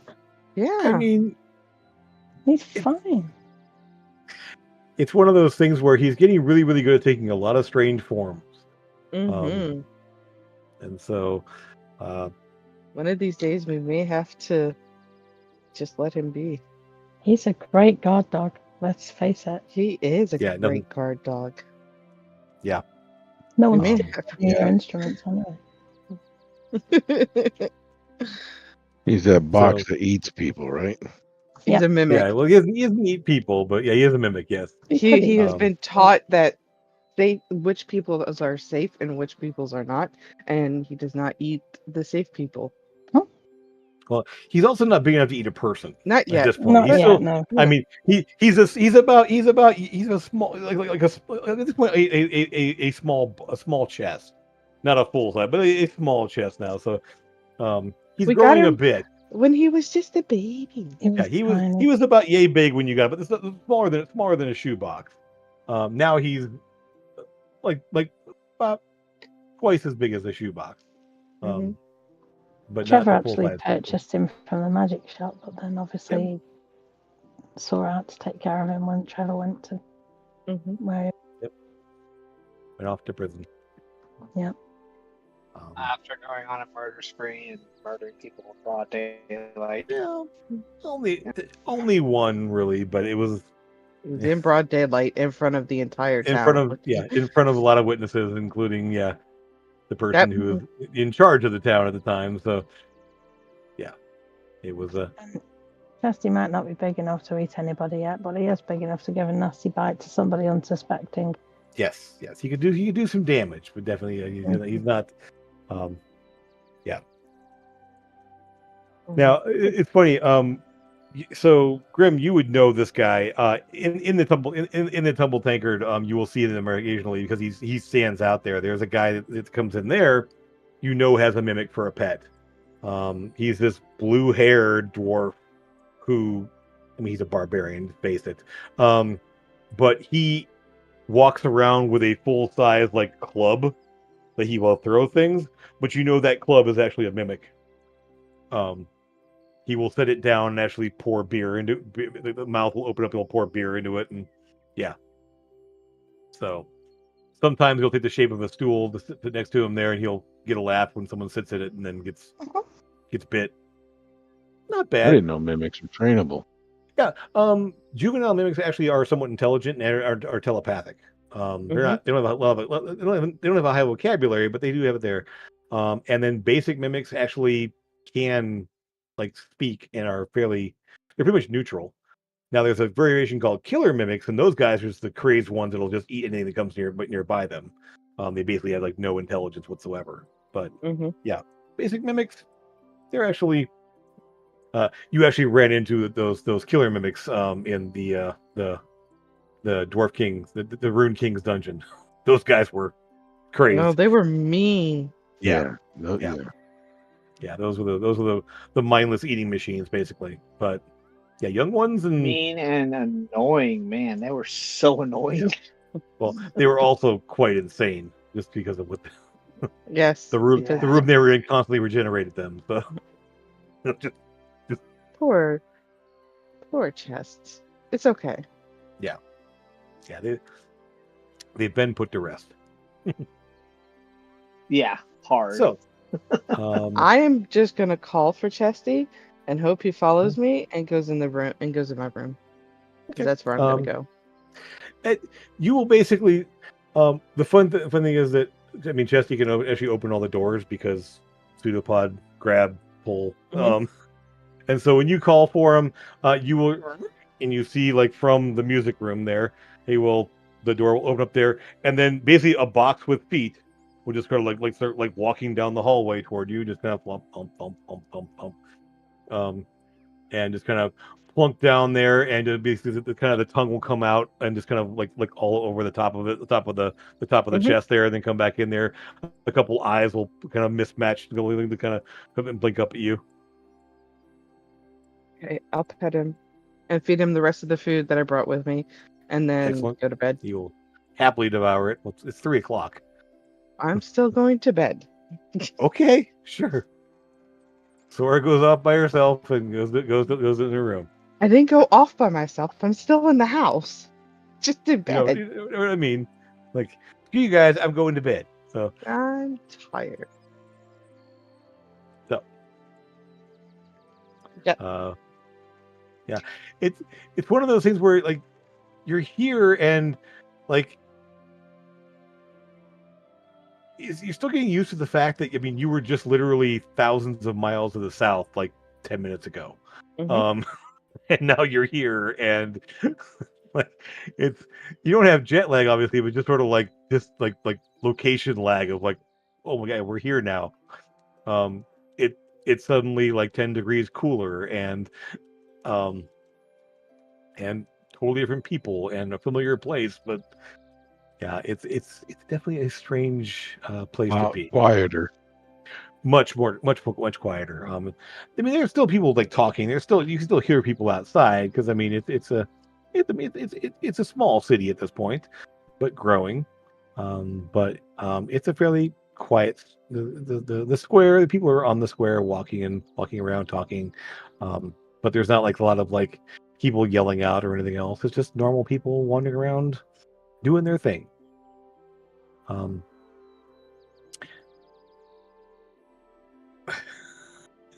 exactly.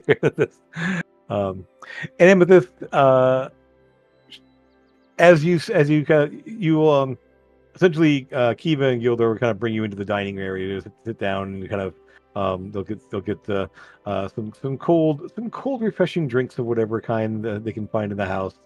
Um, uh, they'll just ask what you've been up to, where you've been.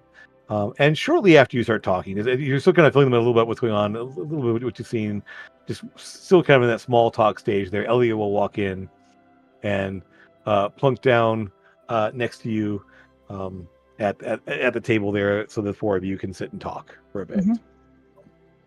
But Yeah, I'll fill them in on the whole devil situation, which was fun, obviously.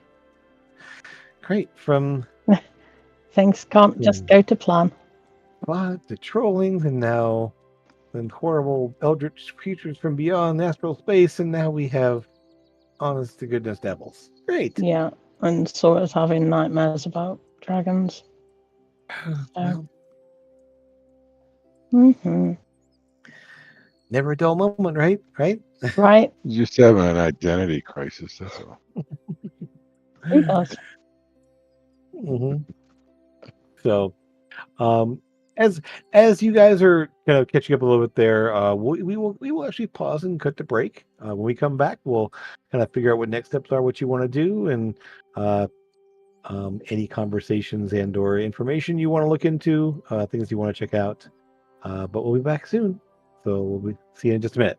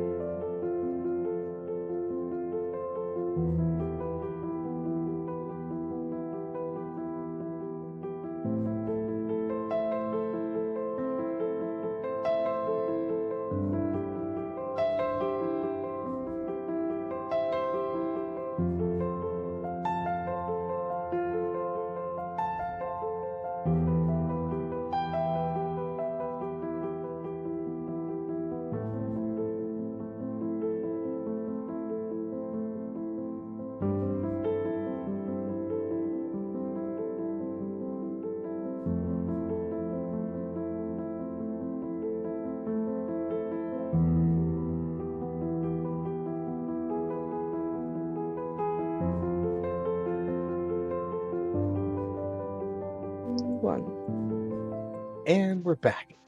The group has at least we'll call it an evening to rest, recuperate, recharge, in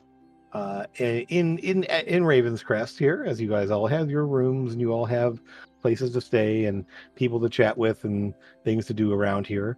So is there anything you want to specifically discuss? Anyone you want to meet with? Any information you want to find out from folks before we move on? Down in Esk's little cavern, he makes, like the Wing Chun like fist like training dummies. Sure. For like practice. He like makes one of those things. Well, that's what he's there are some training dummies in the basement because there's some shooting targets and it's a little practice room in there. So you can drag one down and I'll go there. That's not hard to do. Yeah, you drag one down into there and you kind of work on that for a while. That's cool. Yep. So, there's a lot of meditation and things like that. That's what he does with most of his time. We'll just call it, at one point during your meditation, you will look over and you kind of glance over and you will see a somewhat taller. It's a little strange. You're looking at someone who's taller than you, shorter than Sora, but looks a little more like Dragonkin, and the features are a little bit off. Like there's just sort of like it's like it's like a kobold head, but it's more like a Dragonkin proportions.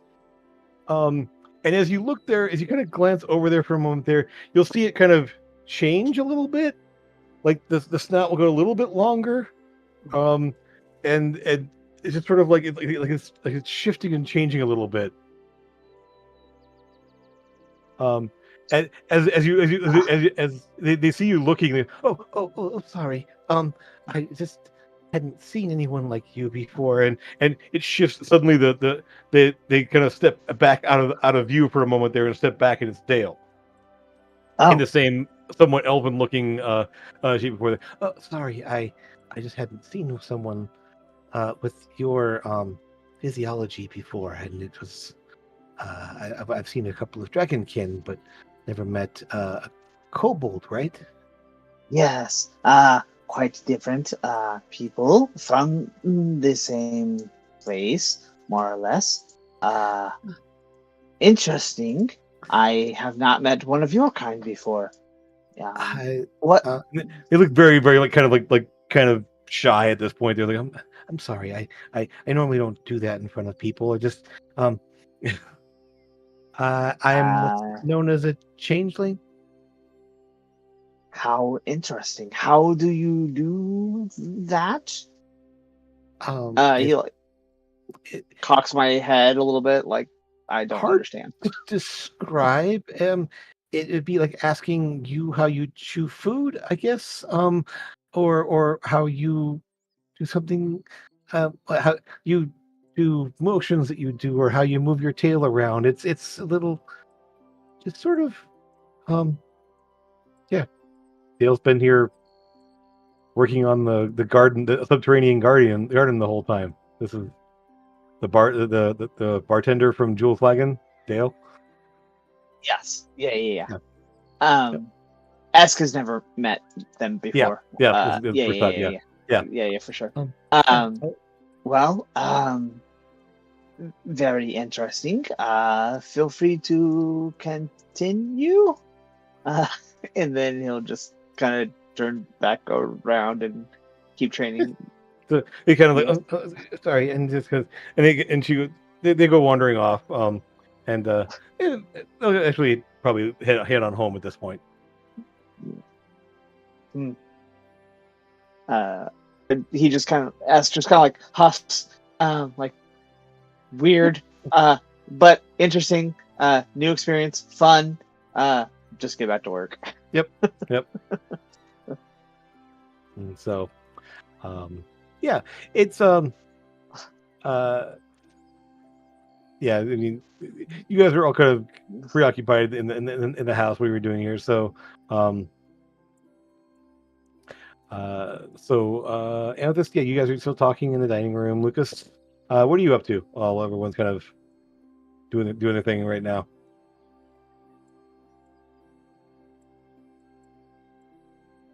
We was intending to go back to Port Avress at some point. Okay. I believe you still have your teleport slot right back. Yeah. Okay. And Grim, how about you?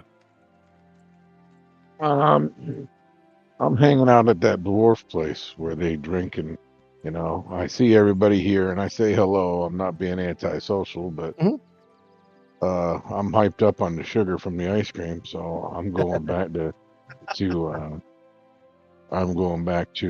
the bar, and I'm going to eat and drink and be merry, and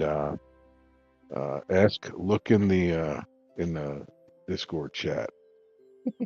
I see it. Yeah, not quite that like that. No, but that's the movie. That's you're thinking what of happened. that. Yeah, gotcha. It's the two people. Okay. Two Yes. people. Okay. Yeah. Okay. Yes. So here in Raven's Crest, you have the three main taverns. You've got the Ragged Stump, the Fighting Unicorn, and the Jewel Flagon. Think of it as the lumberjack, the locals, and just a little more rowdy pub there with the attached game room, and then the cocktail bar essentially. When That's where I'm going. Yeah. Okay, so the Fighting Unicorns, it's a good place. Yeah, I mean, there's definitely they're famous for their sandwiches and just a ton of different kinds of ale. No real cocktails or anything else. They have some like whiskeys and stuff like that, but nothing like nothing that fancy there. And then the game room attached there. It's run by a Warforged, master of games. I'll get in there and I'll gamble a little bit. I'll play the game, see if I can. Yep. If I can beat the house odds.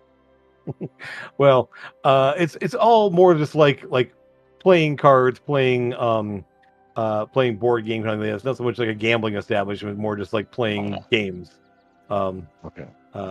So it's literally, think of it like as a board game bar rather than the gambling bar.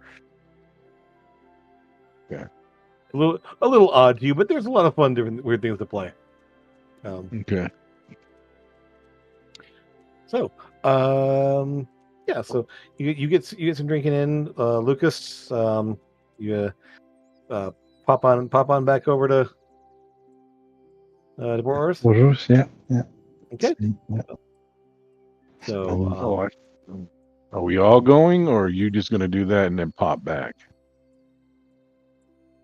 Well, I'll do that. Yep. So if you want to go, if you've said you want to go, I'll take you back. Oh, okay. I thought we were all here and then all going to go to Port Avress together. You have the capability to jump around, so it's up to you. I'll come back for you. Yeah. Yeah, go do your thing. I already said what I'm going to do. Okay. All right. So an evening conversation, rest, one more leg of your travels, meditation and training, and you're all. My computer went stupid. I'm fixing it. Don't worry about it. Are we still recording? Yes, you're still recording. Cool. Just making sure. Okay, cool. So yes, you guys have spent the evening there. with this, there's not a lot of talk of what's going to happen in the future with this group. There's sort of like what they've been doing with you guys. They're really not. You kind of find out that Gilder and Kiva don't have a plan. They just wanted to get away for a bit and visit you guys, and like they know that Kiva's like I don't want to go back to Dravier. As much as Gilder would kind of I'm sure like to see the place there. I don't have any reason to go back there. I'd like to stay away from there if I can. Yeah, But understandable. I'm sure there's other places to travel if we'd like there. He's been to Port Oris, and I haven't really been there, so we might go there at some point. And he'll probably. My uncle is there currently with the museum, so I may go and see him while I'm there. When I go, you could come with, and Lucas could take us, and then we could leave you there because we've obviously got a job to do when we get there. But all right then, that would be wonderful. I can see him. I haven't seen him for a few months at this point, as he's been traveling back and forth and collecting antiquities and other things for the museum. So I wouldn't mind seeing him and showing Kiva around the foreign quarter, and we should have some fun. Yeah, it's a good place. All right then. Yes, a bit of a mixed review there with the goblins, but. With the goblins? At the museum. Sure. When they met you. Sure. Yeah. Yeah. Well, that was all Wraith's doing. It was a long time ago, I know. Yeah. To be honest, I'd forgotten that was Prosaurus. Yep. Mm-hmm. So the conversation shifts and turns into where they've been, what you've been up to, what Ellia's been doing. Ellia her story is fairly boring, as she's just been working on the groves, working on issues with some of the animals in the forest, and making sure the animals are healthy, the livestock is healthy out with the farms. She's been kind of all over the place, doing all kinds of that druidy type stuff. Mm-hmm. Things that she did before, she still does not have an apprentice yet. Right. so she's hoping to bring somebody on here so that she can hand off some of the duties to somebody else. Yeah. But there hasn't been anyone to step up and do that yet. Maybe we can help her find somebody. Well, I'm sure there's somebody around town that can do this, but it's a matter of finding someone who wants to. And there's some young folk that maybe in a year or two they might want to kind of take on a new lifestyle. What about Dale? She's got pretty green fingers. You know what? That's a possibility. She does tend to plants a lot, so she's I always do that. I only ever see them in a somewhat female looking shape there, but Mm-hmm. yeah, no, maybe they might like that. I'll have to ask them and see. They got their handful with the little one. The little one? Well, Ginny had the baby, and sure, yeah. So sorry, they're kind of the whole household grew by one. So yeah, and they trade off and taking care of the little one. She is a cute little one, that's for sure. Yeah. Yeah. Mm-hmm. Yeah. Okay. I know you don't have any interest in seeing them. I don't mind. I spent time with Sora's nephew. I haven't got an aversion to seeing a child. My name's not Crocosmia. I know. No, I know. Well, maybe we'll see them sometime when we're not all flying by the seat of our pants, right? Right. Yeah. When all this is over. She'll probably be walking and talking by then. Yeah. So you guys have yourselves a bit more of a conversation there. Nothing much in the way of like I said, nothing. Things seems fairly uneventful with everyone so far. There, Do I feel like they're holding something back?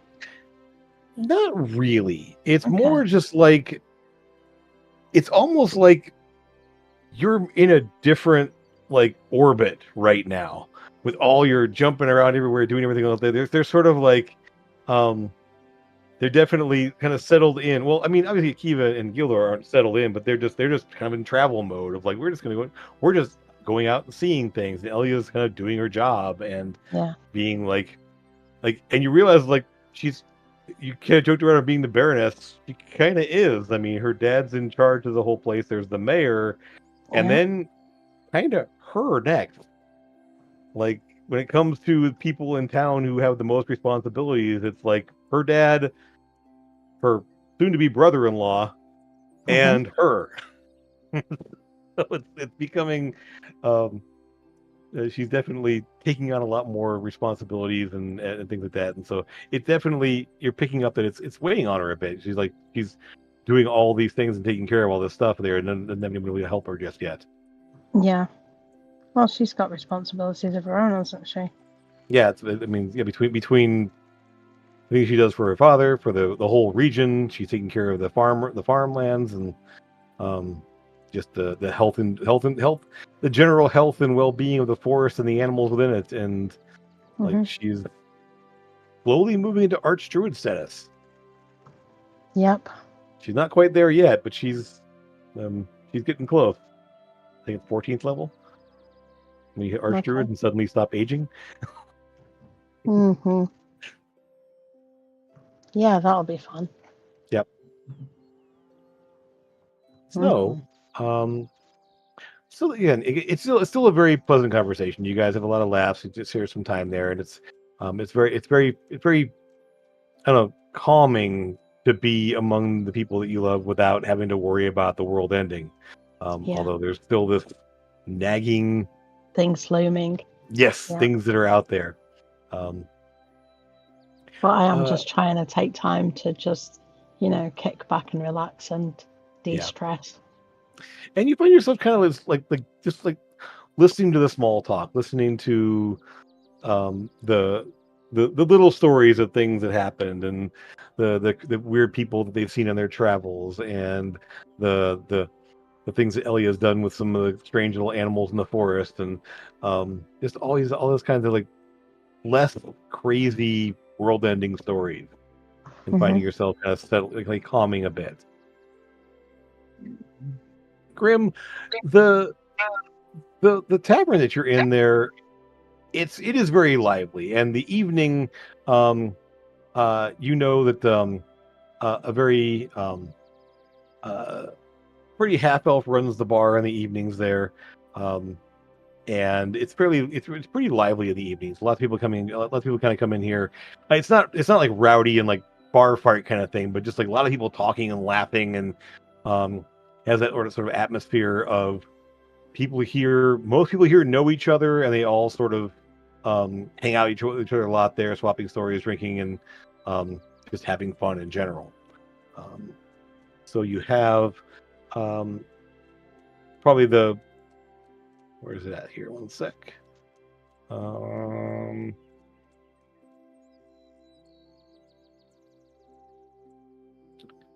Wow, one sec here. This is my kind of fell apart here. One sec.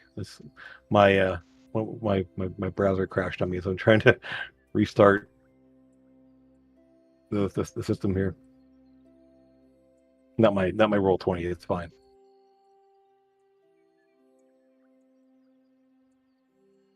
Okay. Yeah. So the game room, it's weird. Like, you've never been in a game room where people like playing cards and rolling dice and doing all kinds of things like that, where there's no coins being exchanged, but everyone's just like laughing and just being obnoxious, and there's lots of weird games you've never seen played before.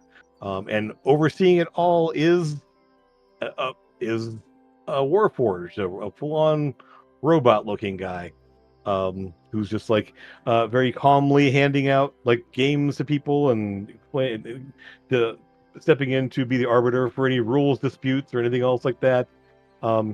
You've probably seen a couple here and there in Port Oris, but never really spent time around one before. And again, this is the Warforged is kind of a robot-looking person, but with some like organic bits throughout them. They're sort of like wood and metal combined into a humanoid-looking shape.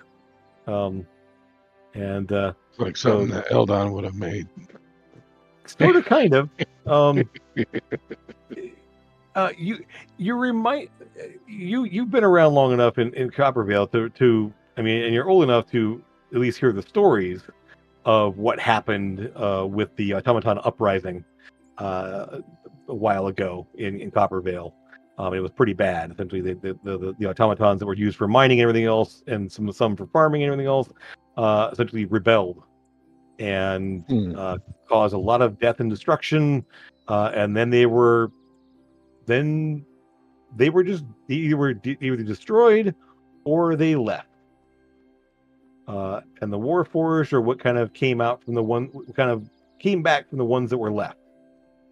They went up to what you know of them is they went up to the north, to Scarlos, and sometime after that, these half wood, half metal constructs started appearing and being very humanoid, they speak, they look somewhat humanoid, and so this is your first time spending time around one. It's very odd. And I'll study it and I'll have fun and I'll find something to do and just sit back and relax and drink. Excellent. And then head on back. Okay.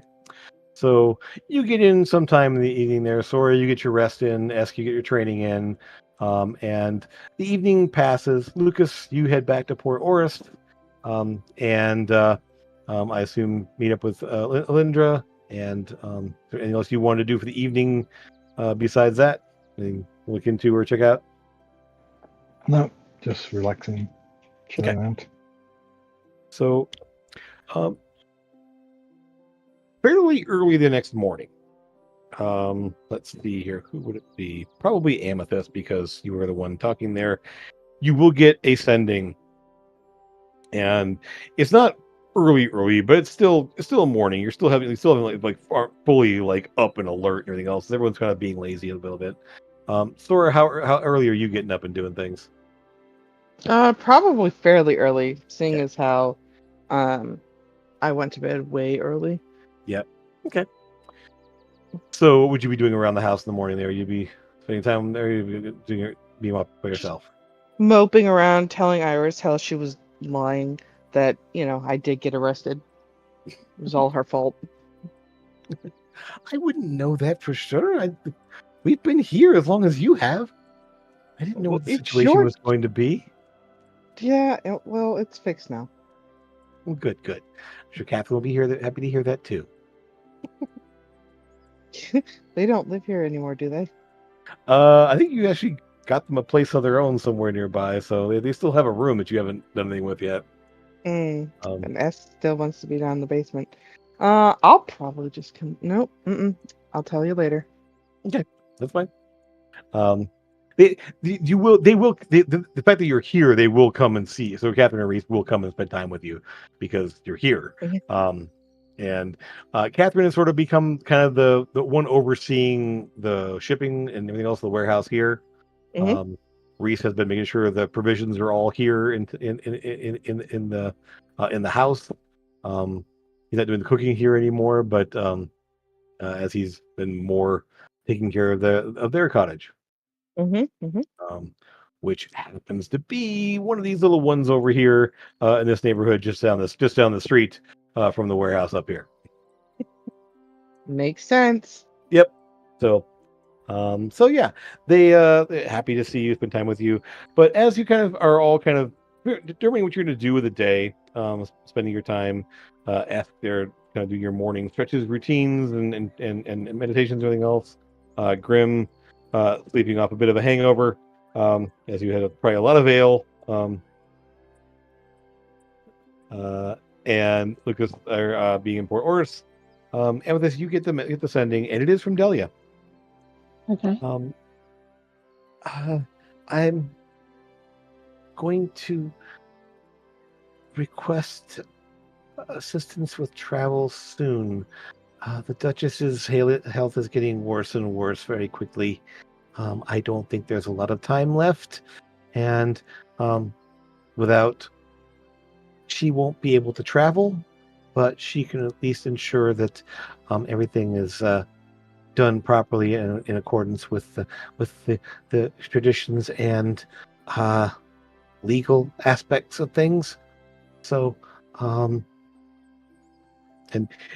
there's a pause, another sending. So if you can come here as soon as you can, we will. I would like to travel to Geyrvhon and get this resolved. And you can see she's definitely trying to be very diplomatic and sort of take it on that Authoritative. royal, authoritative tone, but not quite comfortable with it. Yeah. It's also the fact that she's doing the ascending, so it's like it's like talking through, leaving a voicemail for someone. Yeah, it's horrible leaving a voicemail. Yeah. Did we all get that, or was that just to Amethyst? Probably Amethyst is the one that knew about this there. So Amethyst, Okay. you can kind of gather everyone and figure out what we need to do from there. I will respond and say we can probably get there today. I will speak with Lucas and see how quickly we can get there. But we'll come straight to the house. In the palace. Yeah. Yeah. It's still a house. I mean, let's just remember what that looked like there. I know. I know. I want to pull it up anyway. Where is it at?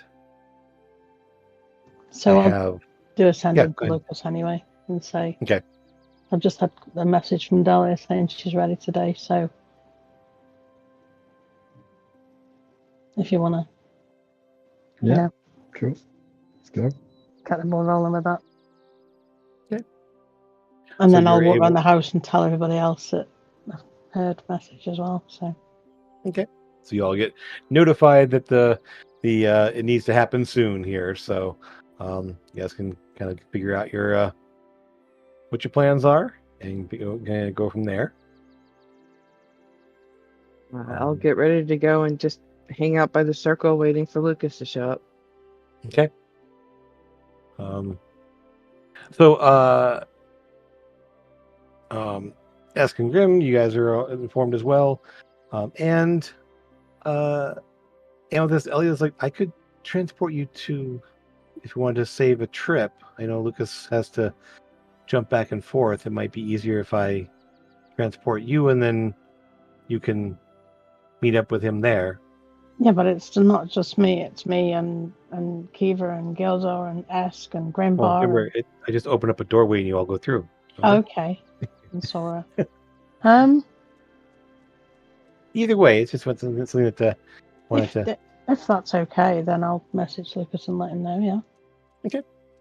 Yep. So, yeah. In that case, she's like, where can I be a little bit easier?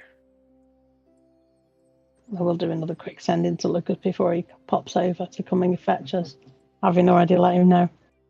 Okay. All right. Yeah. In that case, probably be easiest to go to the Druid Grove to the north there.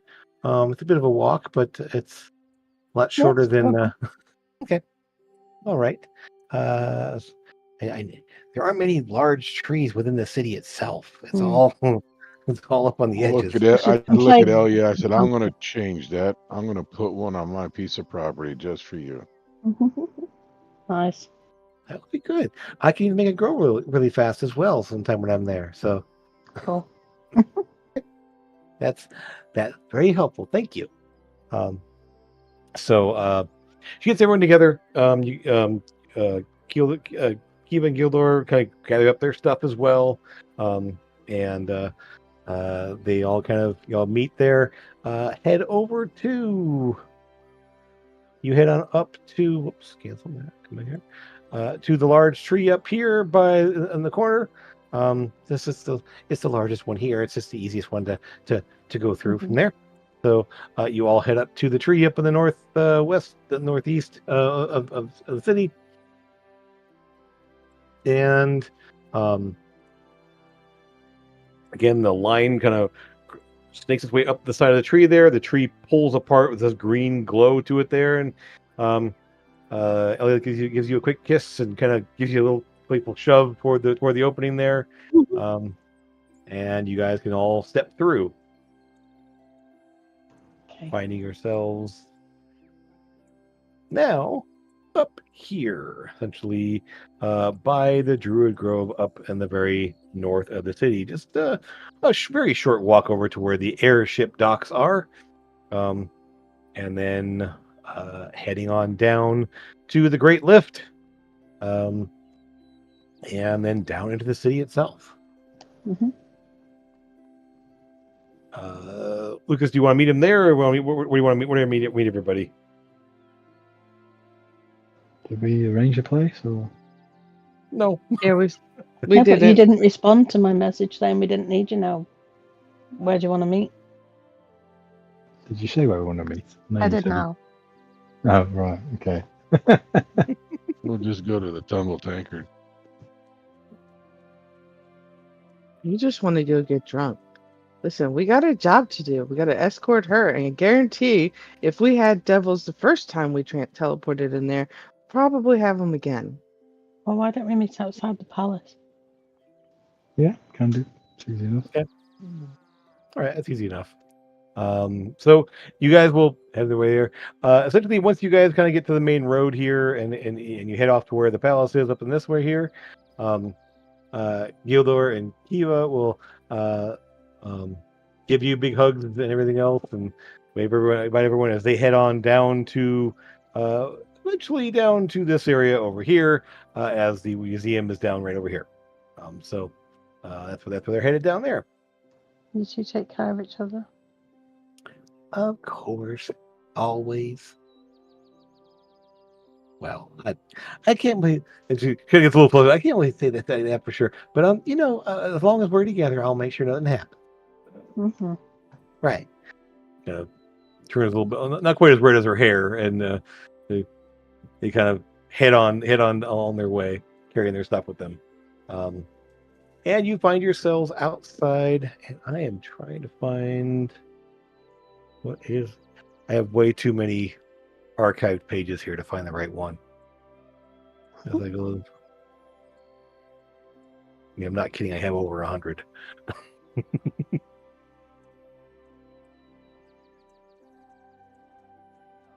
Let's see. One moment, please.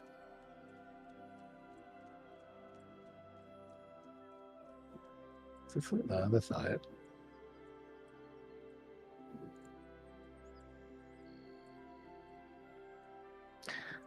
Yes, this is it. Okay. Yeah, this will work. Okay, so yeah, we kind of move you over to here as we kind of, well, it's been a while since you kind of wandered through the areas of Queresh, as this is the area, this is what it looks like where Kiva and Gilder are heading off to, is this sort of the foreign section here.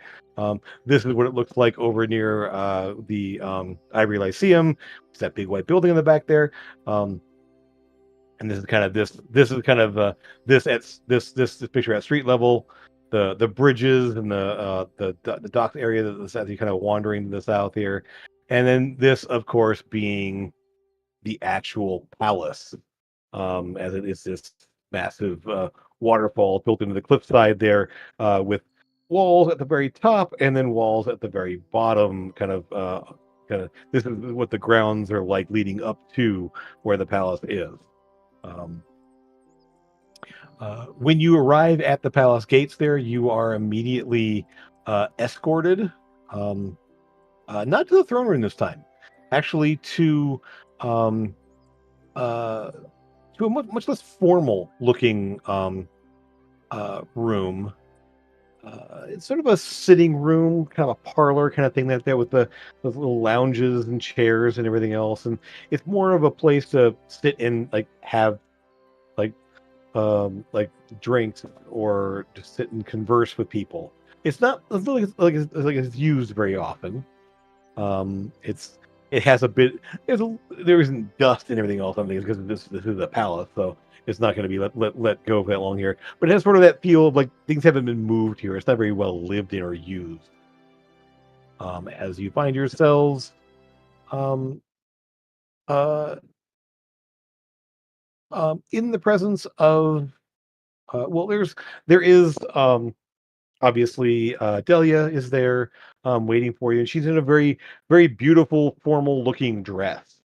Um, Kind of a uh cream color with blue highlights and everything else, and her hair is all kind of done up kind of fancy, pulled up into like ringlets and a circlet on her head there, looking very much like a young noblewoman.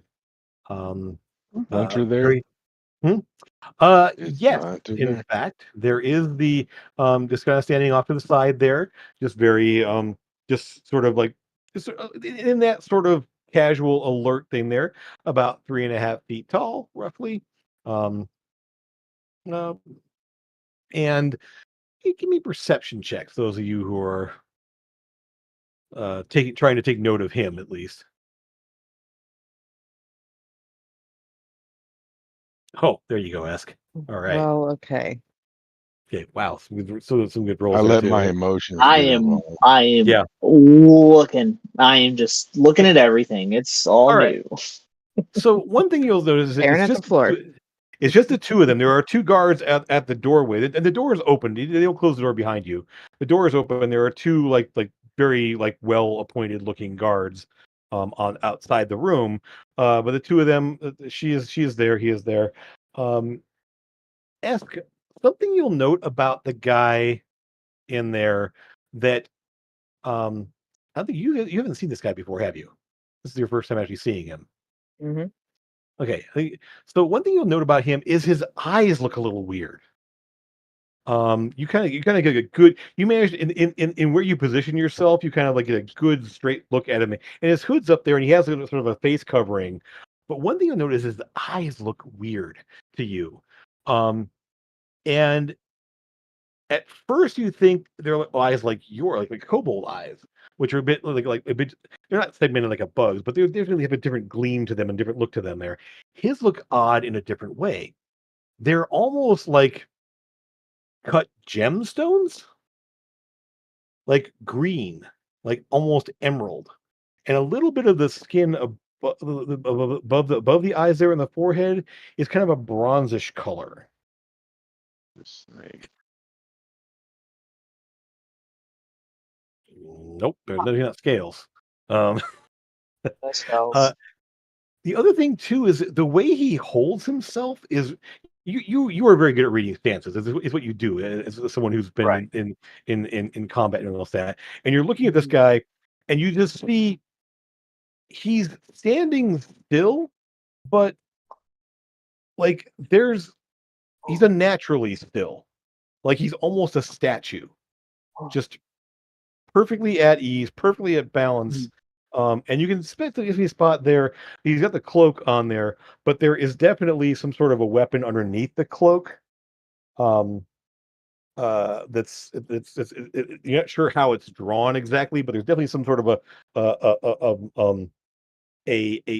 something bulky under the cloak there that would be drawn somehow or other. Um, those Grim and Amethyst, you kind of taking in both here. Grim, you're kind of focusing more on him. Amethyst probably focusing more on Delia. Delia looks nervous. She's definitely, um, uh, she's definitely not fidgeting, but just sort of has that kind of that a little bit of occasionally giving that little bit of a sigh, kind of a heavier breath there. She's like she's trying to calm herself. Lucas, you got to pick up on that too, definitely. Um, uh, there is no sign of the Duchess. Um, Thank you. and Grim, one thing from your point of view, looking at this guy here too, um, and you've seen him in various places, but this is probably the closest up you've ever gotten to him. He's only about maybe 10 feet away from you right now. Can I feel his heartbeat? Mm. I have tremor Um, sense. Well, I don't it's know if not it's that that good. sensitive. It's not that sensitive Okay, here. not However, yet. I'll work on it. one thing that's weird is that he doesn't shift, he doesn't move, and it's almost like his feet are melded to the floor. Like it's a stone floor, and it's like his feet are almost rooted to the floor. Like you kind of like eye him up and down here, and it's something you hadn't noticed in other settings. And this is the first time you've seen him in this close proximity. Yeah, something very very odd. Amethyst, Lucas, and well, Sora probably not. You kind of just taking everything in all at once there. Um, um, Mm-hmm. you're starting. Something about this guy is definitely familiar, Yeah. and you're not quite like. And what's nagging at you is that the outfit isn't quite right. Like he didn't like this is what you like. It looks like maybe, but that isn't the right outfit, and like it's just nagging at you for a moment there. And Amethyst, you rolled highest of the three of them. It hits you all of a sudden. The ranger from Raven's Crest, Yeah. Bickle. No way. It suddenly hits you that this is probably him. You all thought he was a gnome because of his height and everything else. And now it's like with putting it all together and seeing things here, and you realize you haven't seen him. The last time you saw Bickle was when he The and his arrested. partner executed um uh your serial killer there, Shade. We saw Mm. him. We saw him after that. We You took see him. Trevor to them. They That's right. arrested Trevor. That's the last time you saw him. In fact, that's Yeah. right. Okay. Yep. Weird. And When did we see you him haven't last? seen them when you had Trevor arrested. They're the ones who actually took him into custody. Right. Bickle and what's his partner's name? I need to find it. I know Fielding? it's here. Fieldin. Yes, Fieldin and Bickle. Yeah. Fieldin was the half elf. Bickle was the which you realize, and what you come to think about it now. Um he's an Earth Genasi, but small stature. Yeah. He is. Mm. They All also this gave us information how to find Monold Tower, and we went there the first time, which was fun. Huh. Okay. So, okay, because he was one of the two rangers in Ravenscrest. Mm-hmm. So now there's only one there, or have they got somebody else? You haven't really checked in with them there at Raven's Crest in a long time. They normally assign two at once, and one thing that you had realized is that you never quite knew which of the two of them were in charge. Right. The Rangers typically will have one or two, but it's normally like one and like a like there was no way to tell which one was ranked higher than the other one. So yeah, um, he still doesn't acknowledge that he knows you. He's still just sort of like focused on his task. But of the two of them, he's the one who didn't do much talking. Yeah. Fieldin did most of the talking before. And I'll just say to Delia, so is Bickle coming with us? Wow. She kind of like calling out right like that. Yeah. So she sort of like looks at you and then pauses and then glances over her shoulder. Is that your name? You don't even know And his name? no, he's just always been known. He's just been my bodyguard. I've never really spoken with him specifically, and you just see him sort of like, and again, hasn't his stance doesn't change, and just I don't think that we should be worrying about who I am. It is my job to continue doing what I do best. A very good job you're doing, sir. Of course. And there's definitely, you've only seen him a couple of times, but there's definitely something different about him, obviously. Like there's just this, like, and with this, Lucas, you can also, there's, uh, there's some, an arcane energy about him that wasn't there before. Knowing what coin he holds, that makes sense. Yeah. Yep. And he just sort of like, he just kind of gives you a nod and goes silent again there. And you, that's what you see. And it starts to make sense there. The werewolf that was taken down was shot by silver bolts, not bullets. Yeah. And Bickle always carried a crossbow. A little crossbow, yeah. Mm-hmm. Clockwork crossbow, in fact. So. Indeed. But right. he's got guns now, though, right? Nope. He's still got a crossbow. Yep. Okay. So yes. Now a little more who you're dealing with here, and her, it's like, I'm ready to go whenever you are. I probably should check in with the Duchess first. She may want to speak with you as well. Okay. I do have all of my paperwork in order, and she kind of Nichols just nods. And essentially, like, he kind of just like puts a hand on, like under, like kind of pats his cloak over on the other side here, opposite from where the weapon is. And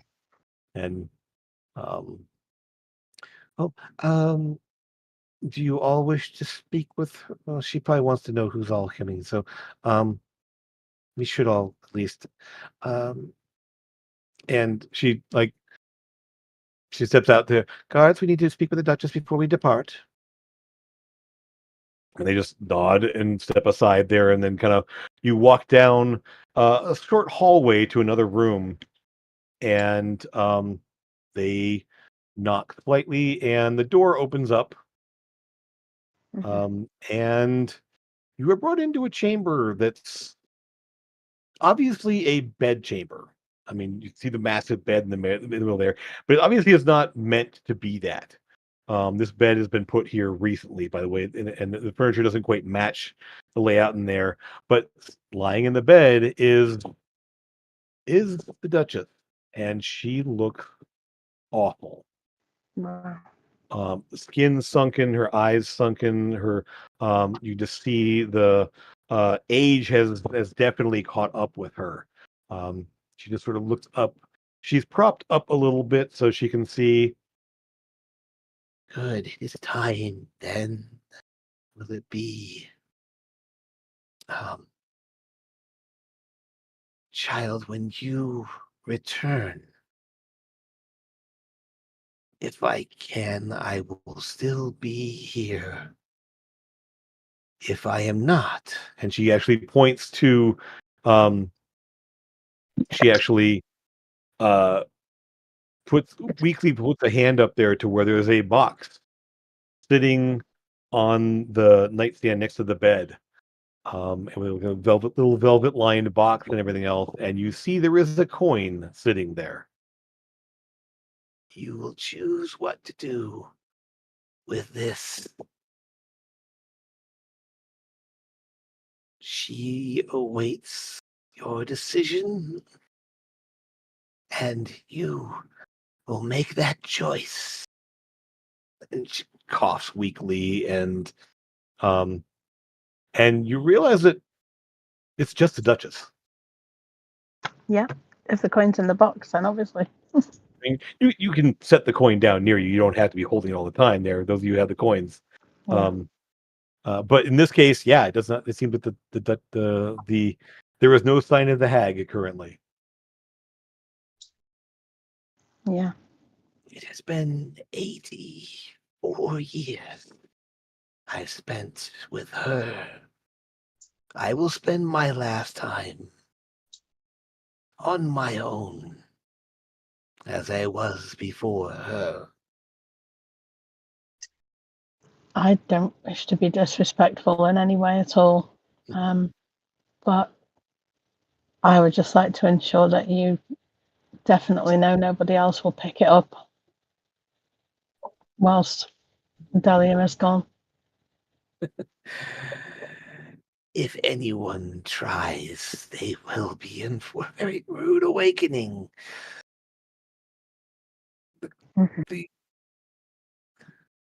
She has her own designs, and she will not be taken lightly. And the gods will not allow anyone in here that would have any sort of uh, other intentions. And I doubt there's anyone but you that know the true nature of what this is. Okay, good. Not good, but good that I nobody know. else is going to get it. I understand. Yes. And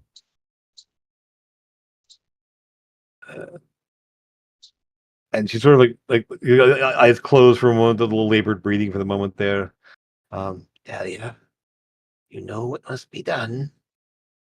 The king is aware that you're going to be there. You have the documentation, and all should go according to plan.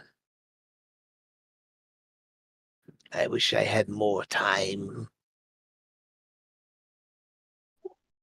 to train you more, to teach you, but you will have all of the advisors you could need, regardless of who you choose to be your head advisor.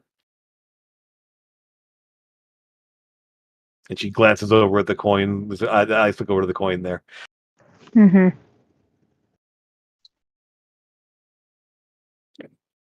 And she's like, Delia doesn't look.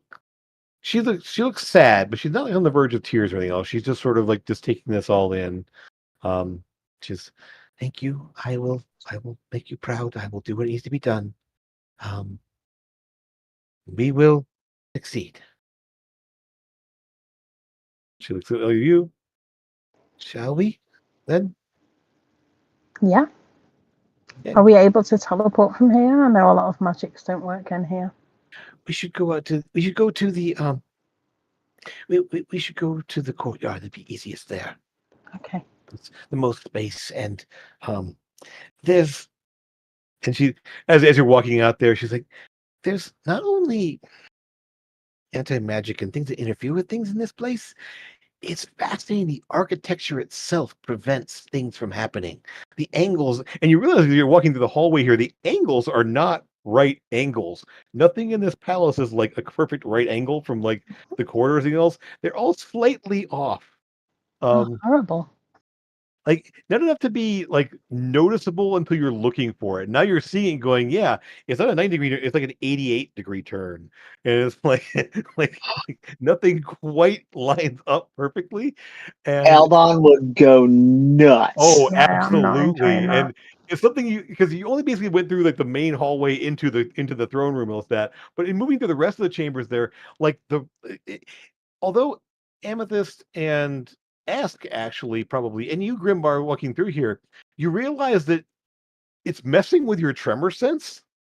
Like somehow the weird angles and the stones and you're looking at the floor and you notice that the stones are like different types of stone, like in the stones of the floor. Like they don't like this is a sandstone, this is granite, this is basalt, and like literally the stones aren't. You thought it was kind of a model looking stone floor. No, it's like different types of stone, which is causing your tremor sense to get all weird too. It's a really odd construction there, and that you hadn't quite noticed until you were going to the rest of the palace itself. Like it was intentionally done this way, and it's causing all kinds of weirdness. And Lucas, you realize it's kind of also messing with like arcane. It is actually it somewhat reminiscent of things you saw in the Feywild when you were there. Like the Feywild doesn't grow perfectly symmetrical and doesn't like and the Feywild has this chaotic weirdness to it. It's just a little bit of that controlled chaos that's causing disruptions to everything, just like the Feywild was. And so you move out into the courtyard, and out here it's all just this open space there. And there is a large kind of opening there, kind of almost like a patio seating area there. And this there's some like stone benches around there, but there's a large enough circle where you can sit up there and get ready to go. Um, she sort of looks around, and Bickle sort of trails along there, keeping an eye on things. Um, so where will we exit out of? Be the university. Okay. And she's paused for a moment. There's something in there. Yes, I studied the maps. That should be a short walk. Um, um, we've already messaged ahead that we're coming, so we should have an escort. Uh, um, I'll, I'll, and she looks over at Bickle and he nods. We'll make sure that an escort is arranged so you won't have to go through the city unescorted. Make sure the university are expecting you. Yeah. Okay, good. All right. So within a couple of moments there, she Beckle nods. She nods. I think we're all ready to go then. And now she seems a bit nervous.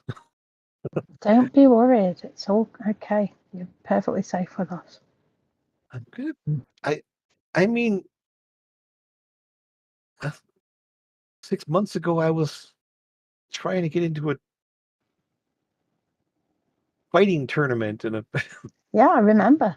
and now I'm gonna be a duchess. Okay. Let's this world is weird. Yeah, you don't have to tell me that. Oh, and by the way, you're not going to be walking anywhere. I've got a flying carpet you can ride on. Okay, it sounds fun. So you pop through the teleportation circle there. You enter the university there. The university when you arrive there, not only is like there, but there's actually already a pair of obviously royal guards. They are decked out, and they're not in the room there, but they're essentially posted up on either side there, and they sort of like snap to attention as they're ready to go there. There's a couple different attendants from the university, kind of they're kind of looking around, kind of strange there, and kind of like looking confused over what's happening, but because they weren't really informed. Like, oh, somebody important's coming through here. There's royal guards here. What's happening? Um, You so, didn't tell them? well, I mean, as you didn't tell them everything who you're bringing through, just that you're Mm. arriving. So, unless you wanted to inform them a little bit more, it's And, okay. and I'm going to assume that I'm assuming that like the Wizards University has like buffers that you can't, certain spells won't be allowed in Well, certain rooms and stuff, right? So that's like if that's I not if as I much in use this my one. so if I use my coin and went invisible before we teleported, so I could be invisible just in case something happened in an ambush. Um, you can try it. You want to do it? You want to be invisible as you go through when you go through? Yeah. Okay, Yes. then you are visible. It doesn't click off. Okay. However, at one point, at various points there, you see like Bickle kind of like you can see kind of his head doesn't turn a lot, but he's always in a position where you can kind of see everything happening there, and like he seems to be aware of everyone's presence. Okay. Mm-hmm. Well, he's probably got tremor senses or astronacy as well, or Yeah, something to that effect. among other things, yes. So yeah, yeah. So you guys are escorted out there. The royal guards escort you out of the building essentially, and obviously like the way out has been sort of like clear. There are people like lining the walls waiting, but there obviously people are not like getting in your way as you're leaving there. The royal guards kind of move out ahead there. There are more guards waiting outside to escort you, and effectively uh there will be in addition once you're outside a strange carriage that is sort of floating. Like, there's no wheels. It's just a floating carriage that's out there, and there's a set of stairs leading up into it there. It's kind of boxy, somewhat rounded wooden like carriage looking thing, but there's no wheels and no mount. Like there's no animals to pull. It's just a floating carriage with no like the door is open, and the guard is kind of like right this way. You can go on in there. They that will they'll transport you to the palace. Um, you're all welcome to come as well. I don't know, you're all going to fit inside there. I don't think. There's only room for about well, kind of looks over here. Well, there's room for six, but I think there's 1, 2, 3, 4, 5, 6, 7. So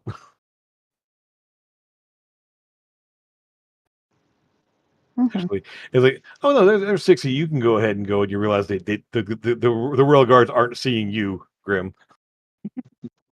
because I'm there's looking for a way to hang on to this thing from the outside. yeah. You That's what I was it, gonna say. I was doing was hanging out from the outside. there's like the back rail has sort of like there's like a rail and there's a railing around the side there. There is a spot for in the front there for someone to essentially drive. Um, maybe it's hard to say exactly if there aren't reins or anything else. You're like, how does this thing S work? would Climb up there. S If I would can climb kind of up like there yeah, I'd say quietly. S would kind of climb up there. Okay. Well, I mean, like you go to sit in the driver's area. The 2 guards look at you like, you can't sit there. like, like Why? that's where we sit. We The have to drivers. Fine. like. I'll hang Okay. off the back. I'll Okay, just you go. can't all hang off the back. I'm just gonna like 3 out of the 5 of you are I'll saying I'm just gonna hang off sit. the back. I'll go sit I am inside. the biggest. I am sitting outside. That's where I'm going. Okay, so the guards kind of look at you a little strange there and shrug. I mean, fine, whatever. Um, ask you gonna hop up on top, or what are you gonna go inside? What are you Yeah, gonna do? I'll hop Okay, inside. It's fine. okay, so you're inside there. I'll jump inside, and I'll Okay, bonus action do my revelation in flesh, see invisibility, and okay, hand the flying carpet to Grandpa. okay. So you can. So it was his hand. Oh. So you kind of for a moment there, like the flying carpet like turns invisible when you grab it. But I Sure, will why point not? a Nice. finger at him and say, "Do not disappear for a week this time." Okay, so you can fly And I'll alongside or wink. fly along back, I'll whatever. Yeah. wink. Yes, and then I'll follow along. Okay, that's fine. So Sora, you're in the back. Mhm. The other 3 are inside there, along with Bickle and Bickle sort of looks at you, Amethyst, and really, you would have him flying along with us. It's fine. Well, he's not going to fit in the carriage, is he? You know. Like and he points to at this point because there's only 1, 2, 3, 4 of you inside now. Well, I mean, some people are That's, more. there's, I there's don't 2 know. more seats. It's Some okay. people are more stubborn than others, so just let them carry on. Okay.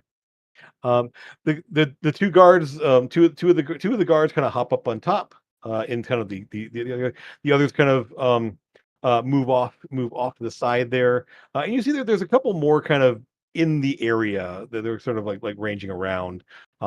They all sort of head off in the direction of the palace, kind of at a trot.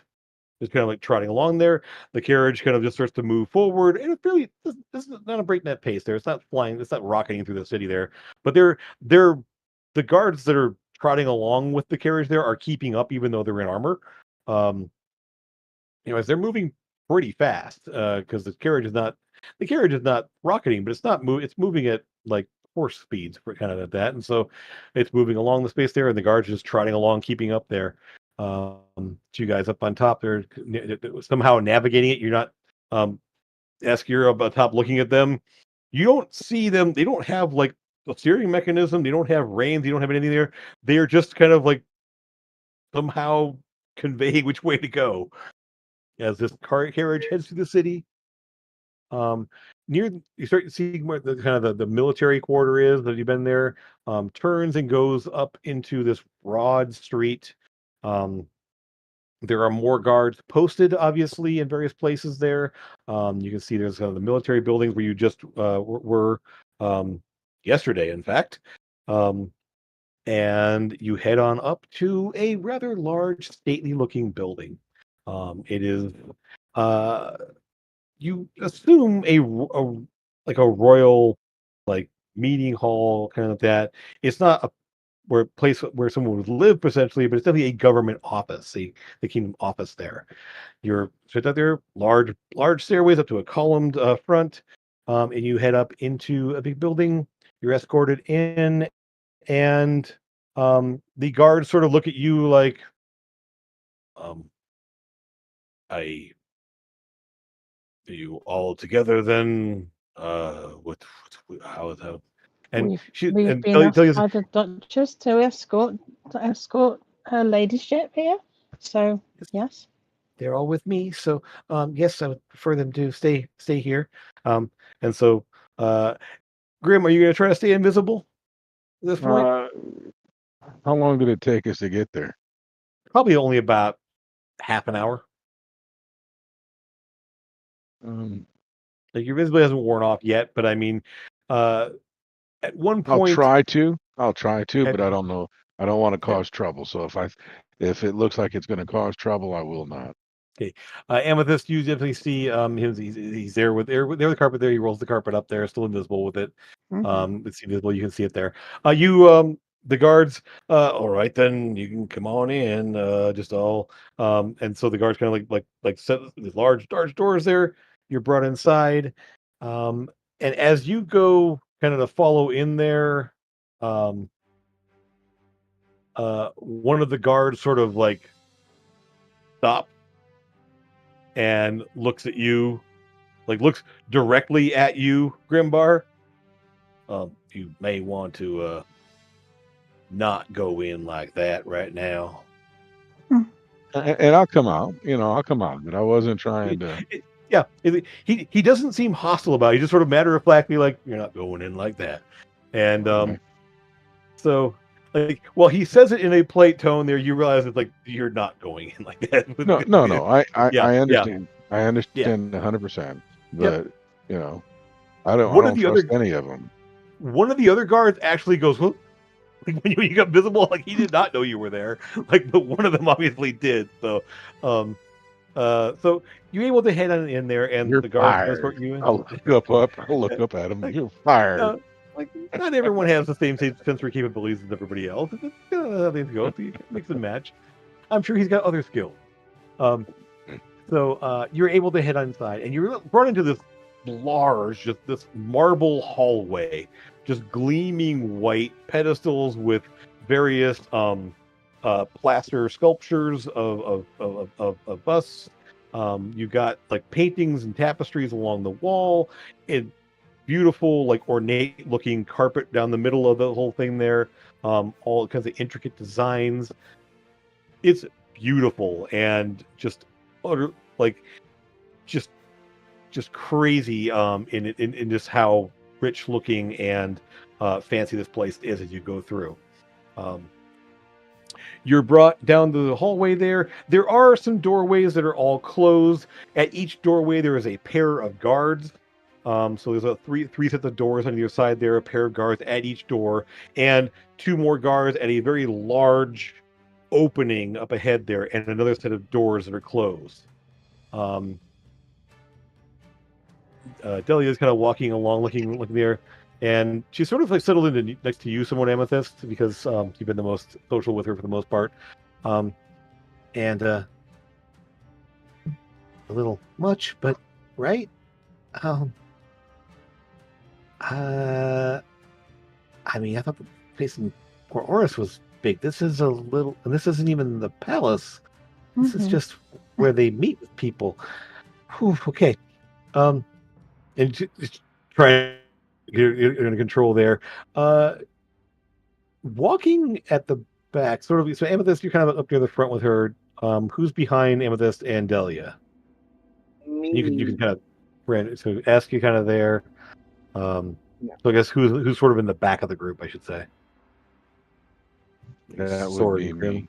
Sora and Grim. Okay, so we'll call it Amethyst and Delia, Lucas and Esk, Sora and Grim at the back, and trailing behind all of you actually is Bickle. He kind of he's at the rear of the whole group there, kind of keeping an eye, and just casually walking along there, making no sound as you're walking. The rest of you, some of you, kind of your claws click on the marble floor a little bit.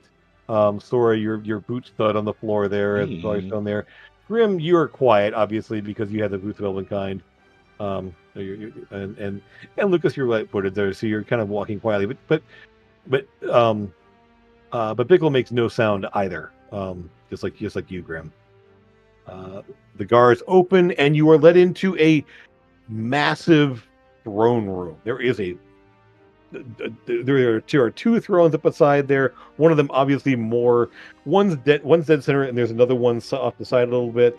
And seated in that throne is a older man, probably in his probably around between 50 and 60. You're not sure exactly because while his hair is white, he looks very broad-shouldered and fit.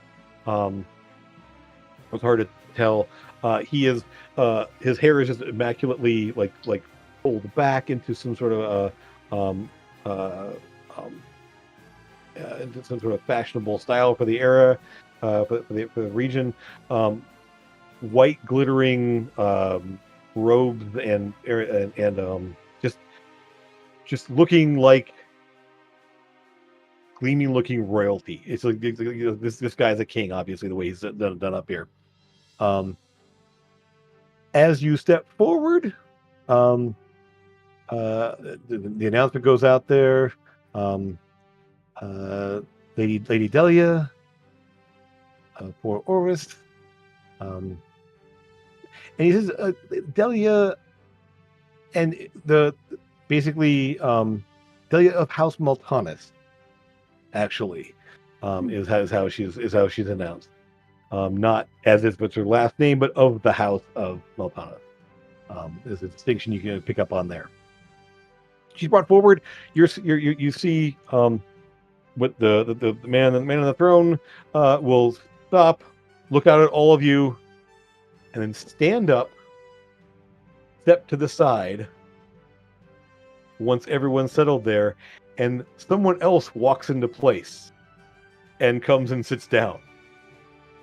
As this person to the side there is just sitting there very regally, very looking important there. The man that walks in is about 35, maybe in his mid-30s there, kind of a little bit softer looking, a little bit not so much just less important looking. He's a little bit softer around there, and he sits down on the throne there and says, "Okay, here we go then. Nice to see y'all. I am the person you need to meet." And nobody bats an eyelid at this. Like even she, it's kind of like, oh, really? What? Delia, you're the one my aunt has chosen. Then is that the case? Good. So you have all the paperwork there, and Delia, the Bickle was like reaches into his thing and pulls out this little packet of like a sheaf of papers. They're all bound up and everything else. That hands it out there. The guy in white comes down and takes it back, and starts kind of like opening up there, just kind of like very quickly going through it all. This all appears to be in order, sir, Your Majesty. And good. And it's a weird thing because the king is very informal, where this guy next to him is obviously looking very formal there, and she's sort of, all right then, let's make this official then, right? You be my cousin. I that is the intention, Your Majesty. Looking very confused. And you're all here as witnesses, I assume. Witnesses and escorts, Your Majesty. Well, then Guard. you'll need to This is guard, escort, all the above. That's good. That's good. Security is very, very important. So we'll make sure of that is all taken as note. And he's like, we'll need all your names. We'll need to actually sign the paperwork in here to make sure, make certain that everyone is witness and everyone is concurrent with this here. Guards, you will also be marked there, so there'll be no mistaken, and there won't be any anyone partial to not agree with this. So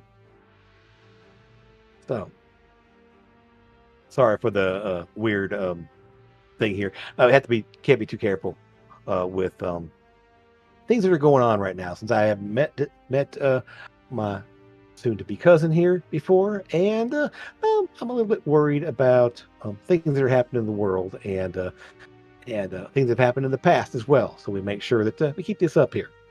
So appreciate all of your. I would appreciate all of y'all to keep this subterfuge to yourselves. Looks at each I one know of you there. nothing. Yep.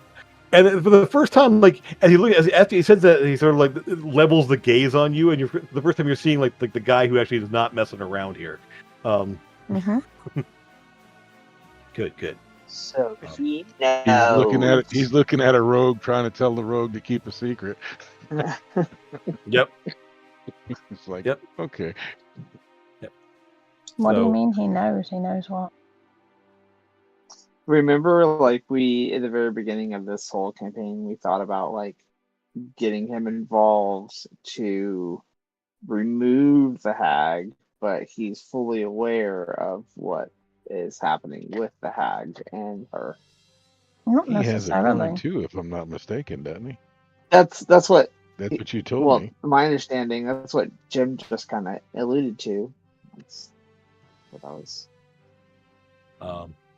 More that he has a stand-in for like the fact that he's using this guy as the guy as a stand-in. Yeah. So yeah, right. Yeah, Decoy. A decoy. Yeah, essentially. So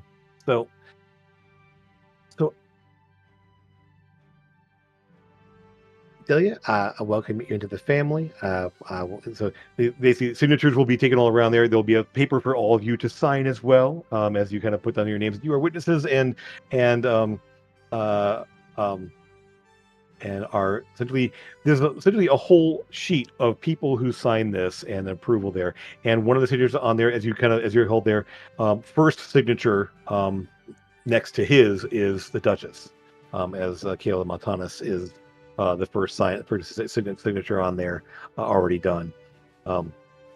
Important for this is to make sure that if anyone tries to dispute this claim, that we have multiple witnesses, not just royal witnesses, not just my aunt, but other people who have distinguished themselves a bit here, because I know you all have. I've been informed of many of your activities because while you haven't done as much for this area specifically, I am aware of some of the things you've done both here and abroad. I think the word missing there, Your Majesty, was yet. Yeah. Our next endeavour is going to be helping the armed forces with the whole situation that you have going on there. That is good to hear, because that request was going to be made official as part of this meeting here, because you see, well,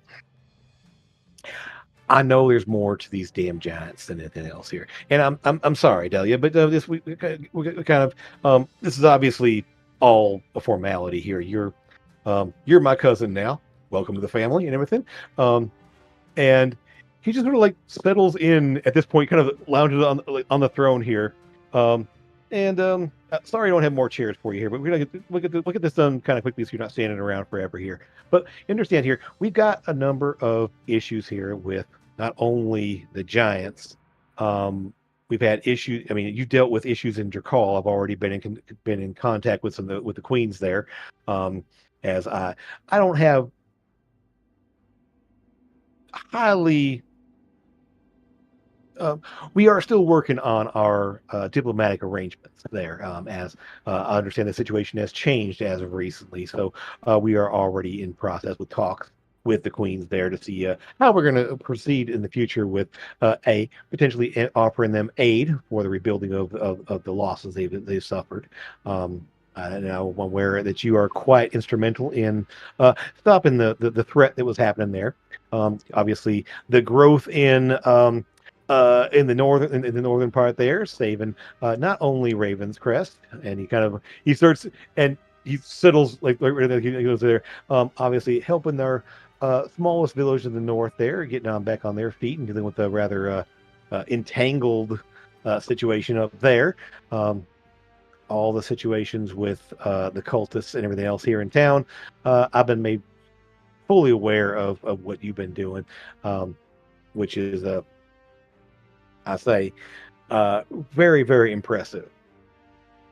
One of my advisors assured me that you were quite on the up and up, regardless of the changes to your roster on occasion. Well, thank you for saying so. So the fact that you're willing to step in and help with the war effort and what's going on there is extremely encouraging, because we have had nothing but frustrations with it. While the giants had not been able to break through our lines in there, they will not stop. And they keep bringing more and more problems to our border that seem to never end. And we have not been able to figure out how they are doing this. And we have more or been able to stop what they're doing. So if you can at least provide insight into how they're accomplishing this thing here, they keep coming back. The same ones keep coming back. They have magical assistance of things that I would never expect to see from giants. The chain wielding maniac we have reports of in various places there, and just the fact that they are keeping not only war with us going, but completely locking down the stone giants to the east and the goblins to the west of them. It's not possible to do all that. So we need that. We need that stopped. So anything you can do to do that, we are definitely willing to. We will definitely be able to compensate you richly for your endeavor, for your efforts. I have on good authority that he was not a member of our royal court, but he was definitely someone of great renown within our city, has betrayed us and is in league with some things that may be more of a problem than even what we're dealing with the giants. But all that will come in due time, I'm sure. So it's all linked as well, actually. Hmm? It's all linked. It does seem to be that way, isn't it? One link to another. Mm-hmm. So, well, in that matter, I will look forward to whatever information comes across my way about what you discover, what you find out. Obviously, any support you need from the military is yours. Any support you need from other organizations and assets is yours as well. And Grim, there is an odd little way of inflecting and a bit of a motion he does that you're like, that's thieves' cant. Other organizations and assets. I was just like, I was thinking that. yeah, so confirmed.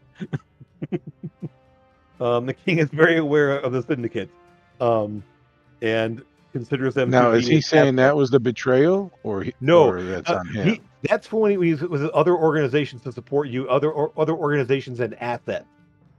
That's where it comes All right. across there. He's acknowledging the fact that syndicate is an asset of the kingdom. I will quietly acknowledge. Yep. So. And so it kind of it'll hit you that probably Lecter Shul, which is on his payroll. would make the most sense here. Is that one of I his already kind of advisors? already figured that one. Yeah, likely one of his advisors is the head of one of the heads of the syndicate. Yeah. So, with that though, he's like, well, I will. We are going to have a celebration in honor of our new family member. You are welcome to attend if you want to, or if you want to move on to do other things here, feel free. It will be something that happens this evening if you want to be here. Ilya, I will make sure that your travel arrangements back home are taken care of. You do not have to be a part of that exactly. So I do appreciate you getting her here. But at this point, we can definitely arrange whatever is needed for someone that's actually now been completely and brought into our family. I did promise the Duchess that I would personally see Delia back home again. That's all right too. I respect that, and obviously any arrangements that you've made here, I will not get in the way of that. I will just ensure that you have access to what you need. Thank you. Of course. Well, with that, and he's like, just a moment there, and you will see a young woman comes out. Probably maybe about 19-ish, maybe late teens, early 20s, maybe even. Comes out there and steps up and sits in the throne next to the king there. And my daughter here would definitely like to spend time talking with her cousins. So Delia, this is your cousin as well. Please feel free to speak with us, and you can all have whatever you need. If you need to head on out there, we will be available to you. And again, festivities this evening, if you can attend, it would be very, very, very appreciative, and you are more than welcome to do so, as this is a time for celebration. That's very kind, thank you. First new family member in 22 years, isn't it? No, it's only 21. Ooh. Well, how old is daughter? 21. 21. First new family member in 21 years. Right. He says 22. That's 21 years. Yeah. With that, you guys are free to head on out there. Bickle stays behind, of course, does not leave Delia's sight. You are all able to head back out in the city, pick up what you want to do. If you want to head back, you have that as well. I'm still quite nervous about her being in there without me, because I made a promise to a hag. Yeah. You made a promise to make sure she made it there. She is there safely and with family. Yeah.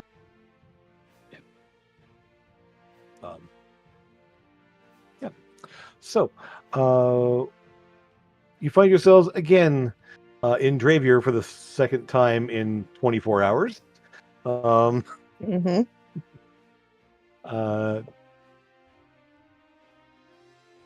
There is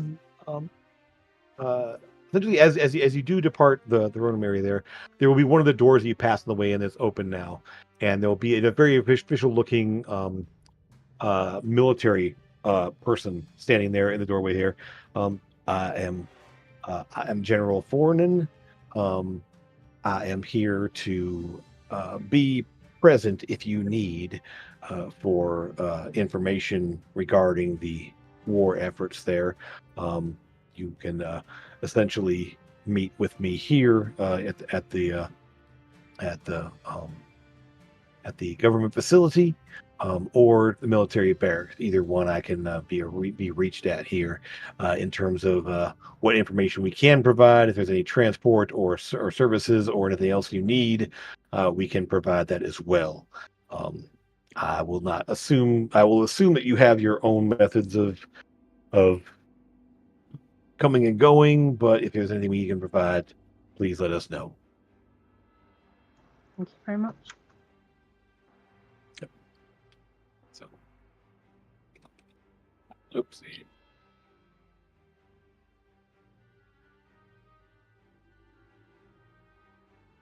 Oh, Morning. So, we find ourselves with potentially a party to go to, a ailing Duchess to inform, and a new set of missions to go and deal with.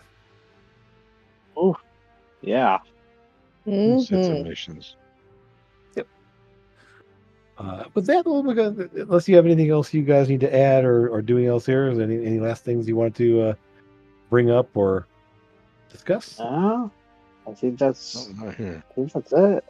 Well, you have the run. If you want to go someplace and speak things, you can do that as well. I think if you want to step away for a moment, you have that ability as well. You're not going to be held here. Okay. We got stuff to go beat up. Okay. So, If we're going to that party, Dora would like to go get her armor polished oh, and cleaned up. I mean, Mithril's hard to actually get messed up. It kind of it's magically unable to do so. But you can definitely go and get things cleaned up as well. So, I definitely. had goop poured all over me. Remember that demon exploded on me. So, like, Yep. yeah.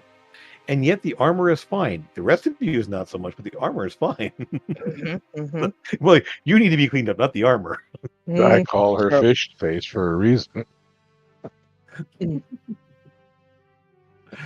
I do think that we all should take Sorry. Dahlia back to Port Oris, because if she chooses not to pick up the coin, then we need to deal with that before anything else. I think. She's gonna take the coin. She's gonna see how the king is, and she's gonna like it. Well, the king hasn't got a coin, has he? No. No. No, he just has a stand-in. Yeah. He doesn't require the coins. Certainly that the appearance you were looking at, that king there, he's in his mid-30s there. He has a 21-year-old daughter. Doesn't quite work out timeline-wise. So you're not sure what you're actually looking at in terms of the king's appearance. Exactly. That's why I was thinking he had a coin. I mean, there's lots of things that magical abilities that don't involve coins. Like that's just, yeah. But there's definitely somewhere at odds with what he looked like and everything else. Those of you, Lucas, and those of you more perceptive ones, especially there, you realize that you're looking at. He's probably somewhere in the middle of those two. Like in looking at him the time you were there, the young man on the throne, the old stately looking man there, they looked very, very similar. Like you could see that person would look like that when they were that age, and that the person on the throne probably looked like that when he was younger. So it's his appearance may be somewhere in the middle. His actual appearance may be somewhere in the middle somehow. You aren't able to really like detect magic or anything else while you're in there, but you're fairly certain that some sort of some sort of magic is probably being used to alter his appearance. Okay. So, what exactly that is or how it works, you're not sure, but it is useful for a monarch to be able to change their appearance. Mm-hmm. Makes it harder to find out who they are. Yeah. So, with that, we'll go ahead and wrap things up as you guys think about what order you want to do things in. Obviously, you have things to do, and so next time we will be doing that. But I do want to say, I'll say this again next week here, but in 2 weeks we're not going to be playing. I'm going to put this down here, but those that we know here. So next week we are on, but the week after I'm going to be off. As Pam has things to do all day long, she's going to be out doing things. So I will be unable to run that week. That's the 22nd, I believe. Yeah. So I'll make sure everyone's aware of that, but let's get that out there so we know. But next week we'll be continuing here and seeing where you're headed off to, and probably heading out into Thundering Steppe. As we start to see your first look at, well, you've seen other giants before, so this will be a different type of giant. Mm-hmm. So with that, though, we'll wrap things up. Those of you out there watching, thanks for being here. Thanks for watching now and in the future. Want to make sure you all know that if you're looking for games, check out the description and the link below. We can get you signed up for games. We're now at over 200 people and over 25 official games that are running on the server. And there's always adding more. There's more one shots and everything else. So looking for games, come on by and check things out. Lots of chat rooms and lots of information and stories to be swapped as well. So as always, thanks for being here. Next time you come by, drinks are on us. See you again real soon. Take care, everybody. Bye-bye. Have fun. Right.